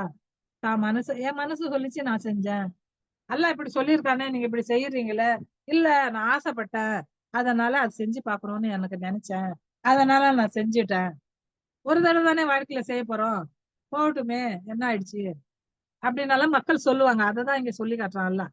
தன்னுடைய மன இச்சையை தான் அவங்க வந்து கடவுள் ஆக்கின்னு இருக்காங்க, அல்லாஹ் ஆக்கின்னு இருக்காங்க. அல்லாஹ் அவனை வழிகேட்டில் தள்ளிவிட்டான். மேலும் அவனுடைய காதுகளிலும் இதயங்களையும் முத்திரை இழைத்து விட்டான். நல்ல பேச்சு அவங்களுடைய காதுல வராது. அவங்க மனசு என்ன சொல்லுது அததான் அவங்க கேட்பாங்க, அததான் செய்வாங்க. அதனால அல்லாஹ் வந்து அவங்கள வழிகாட்டுல தள்ளிட்டேன் அப்படின்னு அல்லாஹ் சொல்றான். அவங்களுடைய மனசுலயும் நான் முத்திரை சாப்பா லகாச்சிட்டேன் அப்படின்றான். மேலும் அவனுடைய கண்களின் மீது திரையிட்டு விட்டான். கண்கள்ல வந்து நல்லதை பார்க்கறதுக்கோ நல்லது செய்யறதுக்கோ முடியாம திரையிட்டு விட்டான். இனி அல்லாஹ்வை தவிர அவனுக்கு வழிகாட்டக்கூடிய யார்? அல்லாஹ் தவிர வேற யாராவது இருக்காங்களா நேர் வழி காட்டக்கூடியவங்க? இல்ல. என்ன நீங்கள் எந்த படிப்பினையும் பெறுவதில்லையா? அல்லாஹ் கேக்குறான். எந்த படிப்பினையும் உங்களுக்கு புரியலையா? நீங்க அறிஞ்சிக்க மாட்டீங்களா அப்படின்னு அல்லாஹ் கேக்குறான். மேலும் இந்த மக்கள், அதாவது 24 மேலும் இந்த மக்கள் கூறுகிறார்கள் வாழ்க்கை என்பது நம்முடைய இந்த உலக வாழ்க்கை தான், இங்குதான் நாம் மரணிக்கவும் உயிர் வாழவும் செய்கிறோம். கால ஓட்டம் அல்லாமல் வேற எதுவும் நம்மை அழிப்பதில்லை. காலம் தாங்க அழிக்குது நம்மளுக்கு, வேற எதுவும் இல்லைங்க. பஸ் இங்க இருக்கோம், உயிர் வாழறோம், சாவ போறோம், அவ்வளவுதான். வேற எதுவுமே இல்ல. யாரு பார்த்தா மறுமைய? யாரு அல்லாஹ்வை பார்த்தா? யாராவது பார்த்துட்டு வந்திருக்காங்களா? அந்த மாதிரி பெரிய பெரிய சட்டம் எல்லாம் பேசுறவங்க உலகத்துல இருக்காங்க. உண்மையில் இது சம்பந்தமாக இவர்களிடம் எந்த ஞானமும் இல்லை. இதை பத்தின எந்த வித அறிவும் அவங்க கிட்ட இல்லைன்னு அல்லாஹ் சொல்றான். இவர்கள் வெறும் ஊகத்தில் இருக்கிறார்கள். அதாவது அவங்களுடைய சந்தேகம், மனசு இருக்கிற அந்த சந்தேகத்தில் தான் அவங்க இருக்காங்க அப்படின்னு அல்லாஹ் சொல்றான். மேலும் நம்முடைய தெளிவான வசனங்கள் இவர்களிடம் ஓதி காட்டப்படும் போது நீங்கள் உண்மையாளர்கள் என்றால் எங்கள் முன்னோர்களை ஏற்றுக்கொண்டு வாருங்கள் என்று கூறுவதை தவிர வேறு எந்த ஆதாரமும் இவர்களிடம் இருப்பதில்லை. அந்த இறை தூதரங்களை பார்த்து சொல்லுவாங்க, போங்க எங்களுடைய முன்னோர்களை எழுப்பி கொண்டு வாங்க, அவங்க இறந்துட்டாங்கல்ல, அவங்களை எழுப்பி கொண்டு வாங்க, நாங்க பாக்குறோம் அப்படின்னு அவங்க சொல்லுவாங்க. ஆனா எங்க கிட்ட வேற எந்த ஆதாரமும் எங்க கிட்ட இல்ல. 26 நபியை இவர்களிடம் கூறும், அல்லாதான் உங்களை உயிர் வாழ செய்கின்றான், பின்னர் அவனே உங்களை மரணிக்க செய்கின்றார், பின்னர் அந்த மறுமை நாளின் போது அவனே உங்களை ஒன்று திரட்டுவான், அந்நாளில் வருகையில் எந்தவித சந்தேகமும் இல்லை, எனினும் பெரும்பாலோர் இதை அறிவதில்லை. அந்த நாள் வரும்ன்றதை எதுவுமே சந்தேகம் கொள்ளாதீங்க. இறை நம்பிக்கையாளரும் அதுல எந்தவித சந்தேகமும் இல்லாத இருப்பாங்க. அதே மாதிரி அல்லாஹ்வுக்கு அடி பணிறவங்க யாரும் சந்தேகப்படாம இருப்பாங்க. அந்த மறுமை நாள் வரும், அன்னைக்கு கேள்வி கணக்கு இருக்கும், அல்லாஹ் முன்னிலை நிறுத்தப்படுவோம், நம்மளுடைய நல்லது கெட்டது அன்னைக்கு நம்மளுக்கு தெரிஞ்சிடும், நம்மளுடைய கிதாப் நம்ம கையில கொடுக்கப்படும், நம்மளுக்கு சொர்க்கம் நரகம் அன்னைக்கு விளங்கிடும் அப்படின்றத அதாவது மூமின்கள் அறிந்து வைத்திருப்பார்கள். அல்லாஹ் அக்பர். ஆனா அந்த முட்டாள் மக்கள் அறிவதில்லை அப்படின்னு அல்லாஹ் சொல்றாங்க. 27 வாரங்கள் மற்றும் பூமியின் ஆட்சி அல்லாஹ்வுக்கே உரியது. மேலும் மறுமை நாள் வந்து விடும்போது அசத்தியவாதிகள் நஷ்டத்தில் கிடப்பார்கள். யாரு அசத்தியவாதிகள்? உலகத்துல அதாவது சத்தியத்தை யார் யார் நிராகரிச்சாங்க அவங்க எல்லாம் அசத்தியவாதிங்க அப்படின்னு அல்லாஹ் சொல்றான். 28 அந்த நேரம் ஒவ்வொரு சமூகமும் முழந்தாளிட்டு விழுந்திருப்பதை நீங்கள் பார்ப்பீர்கள். ஒவ்வொரு நபிமார்களுடைய சமுதாயமும் முழந்தாளிட்டு காலு மண்டிட்டு அல்லாஹ் கிட்ட இறைஞ்சின்னு இருப்பாங்க. அதை நீங்க பாப்பீங்க நபியே அப்படின்னு அல்லாஹ் சொல்றான். உங்கள் வினைச்சுடியை பாருங்கள் என்று ஒவ்வொரு சமுதாயத்திலும் அழைக்கப்படுவார்கள். உங்களுடைய ஏட்டை வந்து வாங்கிக்கங்க அப்படின்னு எல்லாருக்கும் சொல்லப்படும். அதெல்லாம் அவங்க பாப்பாங்க கண்ணுல. அதுல இருக்கிறதெல்லாம் அவங்களுக்கு அப்படியே வெளிச்சமா தெரியும். அவர்களிடம் கூறப்படும், நீங்களே அப்போது செய்து கொண்டிருந்த செயல்களுக்கு பிரதிபலன் என்று உங்களுக்கு கொடுக்கப்படும். நீங்க செஞ்சு நின்றீங்களா, அதுக்கு உண்டான நன்மை தீன்மை இன்னைக்கே கொடுக்கப்படும். அதை நீங்க பாத்துக்குவீங்க. 29 இது நாம் தயாரித்த வினைச்சுவடி உங்கள் மீது மிக சரியான சாட்சியம் அளித்துக் கொண்டிருக்கிறது. அந்த வினைச்சுவடி உங்களுக்கே சாட்சியம் சொல்லுது. அடுத்தது அது படிச்சு பார்ப்பீங்க, நீங்களே உங்களுடைய வாயில அதுக்கு சாட்சியம் சொல்லுவீங்க. நீங்கள் செய்து வந்த செயல்களை நாம் எழுத செய்து கொண்டிருந்தோம். எல்லாமே பதியப்படுது அப்படின்றத அல்லாஹ் சொல்லி காட்டுறான். அல்லாஹ் அக்பர், அல்லாஹ் அக்பர். 30 இனி எவர்கள் நம்பிக்கை கொண்டு நற்செயல்கள் புரிந்தார்களோ அவர்களின் அதிபதி தன் கருணையால் நுழைப்பார். இதுவே தெளிவான வெற்றியாகும். வெற்றின்றது என்ன? சொர்க்கத்தை அடைவது தான் வெற்றி. உலகத்துல வெற்றி அடைவது வெற்றி இல்ல. நம்ம வந்து இங்க எத்தனை வித வெற்றியை பெற்றாலும் அல்லாஹ் தர்ற அந்த உண்மையான வெற்றி சொர்க்கத்தின் வெற்றி தான். அதை தவிர வேற எதுவும் வெற்றி இல்லை. எவ்வளவுதான் இங்க அனுபவிச்சாலும் உண்மையான வெற்றி சொர்க்கத்தை அடைகிற வெற்றி தான். அல்ஹம்துலில்லாஹ். 31 மேலும் எவர்கள் நிராகரித்தார்களோ அவர்களிடம் சொல்லப்படும், என்னுடைய வசனங்கள் உங்களிடம் ஓதி காண்பிக்கப்படவில்லையா? ஆனால் நீங்கள் பெருமை எடுத்தீர்கள், மேலும் குற்றம் செய்யும் மனிதர்களாக இருந்தீர்கள். குற்றம் செய்யற மனிதரா இருந்தீங்க, நிராகரிச்சீங்க அப்படின்னு சொல்லப்படும் அவங்க கிட்ட.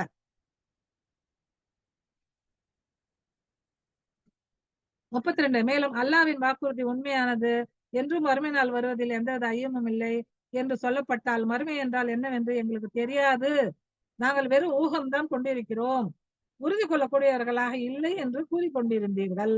அவங்க என்ன சொல்லிட்டு இருந்தாங்க? வரும்னு தான் சொல்றாங்க, ஆனா அது வர்ற மாதிரி தெரியல, எப்போ வரும்னு இல்ல, அது யாராவது போயிட்டு பார்த்துட்டு வந்தவங்களும் இல்ல அப்படின்னு அவங்க பேசிக்கின்னு இருப்பாங்க. ஆனா அல்லாஹ் என்ன சொல்றான்? அதுக்கு எந்தவித சந்தேகமும் இல்லை, அது வர்றதுதான். அல்லாஹ் சொல்றதெல்லாம் செஞ்சு காட்டுவான் தான். சுப்ஹானல்லாஹ். அததான் அல்லாஹ் இங்க நம்மளுக்கு சொல்லி காட்டுறான். இது வந்து திடமான பேச்சா இருக்கு. அந்த மறுமை வந்தே தீரும். அன்னைக்கு எல்லாமே உங்களுக்கு புரிஞ்சுடும். யாரு அதை வந்து ஊகம் இல்ல அது ஒரு கற்பனை அப்படின்னு நினைச்சிருந்தாங்களோ அவங்க வந்து நிராகரிக்க கூடியவங்களா இருப்பாங்க. அவங்களுக்கு நரகம் தான் அப்படின்ட்டு அல்லாஹ் சொல்லி காட்டுறான். 33 அந்த நேரம் அவர்களுடைய செயல்களின் தீய விளைவு அவர்களுக்கு தென்படும். மேலும் அவர்கள் எதை பரிகாசம் செய்து கொண்டிருந்தார்களோ அதே அவர்களை சூழ்ந்து கொள்ளும். அல்லாஹ்வுடைய வார்த்தையை அவங்க பரிகாசம் பண்ணிட்டு இருந்தாங்களே, மனம் போன போக்குல வாழ்ந்து இருந்தாங்களே, அது அவங்க எந்த வாழ்க்கையை வாழ்ந்து இருந்தாங்களோ அந்த கட்ட செயல் அவங்களையே சூழ்ந்து கொள்ளும் அப்படின்னு சொல்லி காட்டப்படுது. 14 மேலும் அவர்களிடம் கூறப்படும், நீங்கள் இந்த நாளின் சந்திப்பை எப்படி மறந்திருந்தீர்களோ அப்படியே இன்று நாம் உங்களை மறந்து விடுகிறோம். உங்கள் இருப்பிடம் இனி நரகம்தான். மேலும் உங்களுக்கு உதவி செய்வோர் இங்க யாரும் இல்லை. இதை நான் முன்னையே சொல்லிட்டேன். இன்னைக்கு வந்து உங்களுக்கு எந்த வித உதவியாலும் இல்ல. உங்களுடைய கெட்டது உங்களை தான் சூழ்ந்துன்னு இருக்கு. உங்களுடைய ஓலையை நீங்க படிச்சு பார்ப்பீங்க. நீங்க ஆமா நாங்க தப்பு செய்யக்கூடியவங்களா இருந்தோம், நாங்க சந்தேகத்துலதான் இருந்தோம் அப்படின்னு நீங்க ஒத்துக்குவீங்க. இன்னைக்கு வந்து உங்களுக்கு நரகம்தான் அப்படின்னு சொல்லப்படும். உங்களுக்கு உதவி செய்யறவங்க அந்த நேரத்துல யாருமே அங்க இருக்க மாட்டாங்க. 35 உங்களுக்கு இந்த கதி ஏற்படுவதற்கு காரணம் நீங்கள் அல்லாஹ்வின் வசனங்களை பரிகாசம் செய்து கொண்டிருந்தீர்கள். அல்லாஹ்வுடைய வார்த்தையை எப்பயுமே பரிகாசம் செய்யக்கூடாது, மறுக்க கூடாது. அல்லாஹ் அக்பர். மேல உலக வாழ்வு உங்களை ஏமாற்றத்தில் ஆழ்த்தி இருந்தது. இந்த உலக சமக் தமக் உங்களுக்கு ஏமாற்றத்துல மூழ்கடிச்சிட்டு இருந்தது. எனவே இன்று அவர்கள் நரகத்திலிருந்து விடுவிக்கப்படவும் மாட்டார்கள். அந்த நரகம்ன்றது ரொம்ப கெட்டது. அதுல இருந்து உங்களை யாரும் விடுவிக்க மாட்டாங்க. மன்னிப்பு கோரி உங்கள் அதிபதியின் உவப்பை பெறுங்கள் என்று இவர்களிடம் கூறப்படவும் மாட்டாது. இப்போ இந்த உலகத்துல சொல்லப்படுது, நீங்க வந்து மன்னிப்பு கேட்டு உங்களுடைய உங்களுடைய உங்களை நீங்க மாத்திக்கங்க அப்படின்ட்டு. ஆனா அந்த நேரத்துல உங்களுக்கு சொல்லப்பட மாட்டாது அப்படின்னு நல்லா டிக்ளேர் பண்றான், வெளிப்படுத்துறான். 36 வானங்கள் மற்றும் பூமியின் அதிபதியும் அகிலத்தார் அனைவரையும் பரிபாலிப்பவனுமாகிய அல்லாஹ்வுக்கே புகழ் அனைத்தும். அல்ஹம்துலில்லாஹி ரப்பில் ஆலமீன். எல்லா புகழும் அல்லாஹ் சுப்ஹானஹு வ தஆலா ஒருவனுக்கே உரித்தானது. இதோட இந்த இன்னும் ஒரு வசனத்தோட இந்த அத்தியாயம் முடியுது. அல்ஹம்துலில்லாஹ், அல்லாஹ்வுடைய கிருபை. 37 வானங்களிலும் பூமியிலும் பெருமை அவனுக்கே உரியதாகும். மேலும் அவன் மிகவும் வல்லமை மிக்கவனாகவும் நுண் அறிவாளவனாகவும் இருக்கிறான். அல்ஹம்துலில்லாஹ், அல்ஹம்துலில்லாஹ். நம்மளுக்கு கொடுக்கப்பட்டிருந்த அந்த டைமும் முடிஞ்சிடுச்சு. இத்தோட என்னுடைய உரையை முடிச்சுக்கிறேன். வாஹிரதவன அல்ஹம்துலில்லாஹி ரப்பில் ஆலமீன். அல்லாஹ் அவனுடைய வல்லமையை பார்த்தோம். அவன் நம்மளுக்கு தந்திருக்க எல்லா அத்தாட்சிகளையும் தெரிஞ்சுக்கணும். அடுத்தது சொர்க்கத்தை பத்தியும் நரகத்தை பத்தியும், சொர்க்கத்துல என்னென்ன சுகபோகம் கிடைக்கின்றத பத்தியும், அதே மாதிரி நரகத்துல எப்பேற்பட்ட இழிவு கிடைக்கும் அப்படின்றத பத்தியும் நம்ம நல்லா புரிஞ்சுக்கணும். அல்லாஹ் நம்மளை காப்பாற்றணும், நன்மை செய்து நன்மக்களாக நம்ம வாழணும்ன்றத நான் கேட்டுக்கிறேன். வாஹிரதவன அல்ஹம்துலில்லாஹி ரப்பில் ஆலமீன்.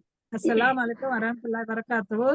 சுப்ஹானக அல்லாஹும்ம வ பிஹம்திக அஷ்ஹது அல்லா இலாஹா இல்லா அன்த அஸ்தக்ஃபிருக வ அத்தூபு இலைஹி. சுப்ஹான ரப்பிக ரப்பில் இஸ்ஸத்தி அம்மா யசிஃபூன் வ ஸலாமுன் அலல் முர்ஸலீன் வல்ஹம்துலில்லாஹி ரப்பில் ஆலமீன். அல்லாஹும்ம இன்னக அஃபுவன் துஹிப்புல் அஃபு வஅஃபு அன்னா. யா அல்லாஹ், பாவத்தை மன்னிக்க கூடியவனாக நீ இருக்கிறாய். நாங்கள் சிறிய பாவமோ பெரிய பாவமோ, பகலில் செய்த பாவமோ இரவில் செய்த பாவமோ, தெரிந்து செய்த பாவமோ தெரியாமல் செய்த பாவமோ, எந்த பாவங்களாக இருந்தாலும் எங்களை விட்டு அதை நீ மன்னிக்காமல் விட்டு விடாதே. யா அல்லாஹ், கருணையாளருக்கெல்லாம் கருணையாளனாக இருக்கிறாய். யா அல்லாஹ், எங்களுடைய பாவங்களை மன்னித்து எங்களுக்கு நல்வாழ்வை அமைத்து கொடுப்பாயாக, நன்மக்களாக வாழச் செய்வாயாக, நன்மைகள் புரிந்து எங்களை சொர்க்கத்துக்கு உரியவர்களாக எங்களை ஆக்குவாயாக. ஆமீன் ஆமீன். சுப்ஹானக அல்லாஹும்ம பிஹம்திக அஷ்ஹது அல்லா இலாஹா இல்லா அன்த அஸ்தக்ஃபிருக.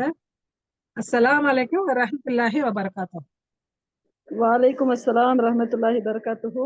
சகோதரிகளுக்கு ஒரு செய்தி இன்ஷா அல்லாஹ்.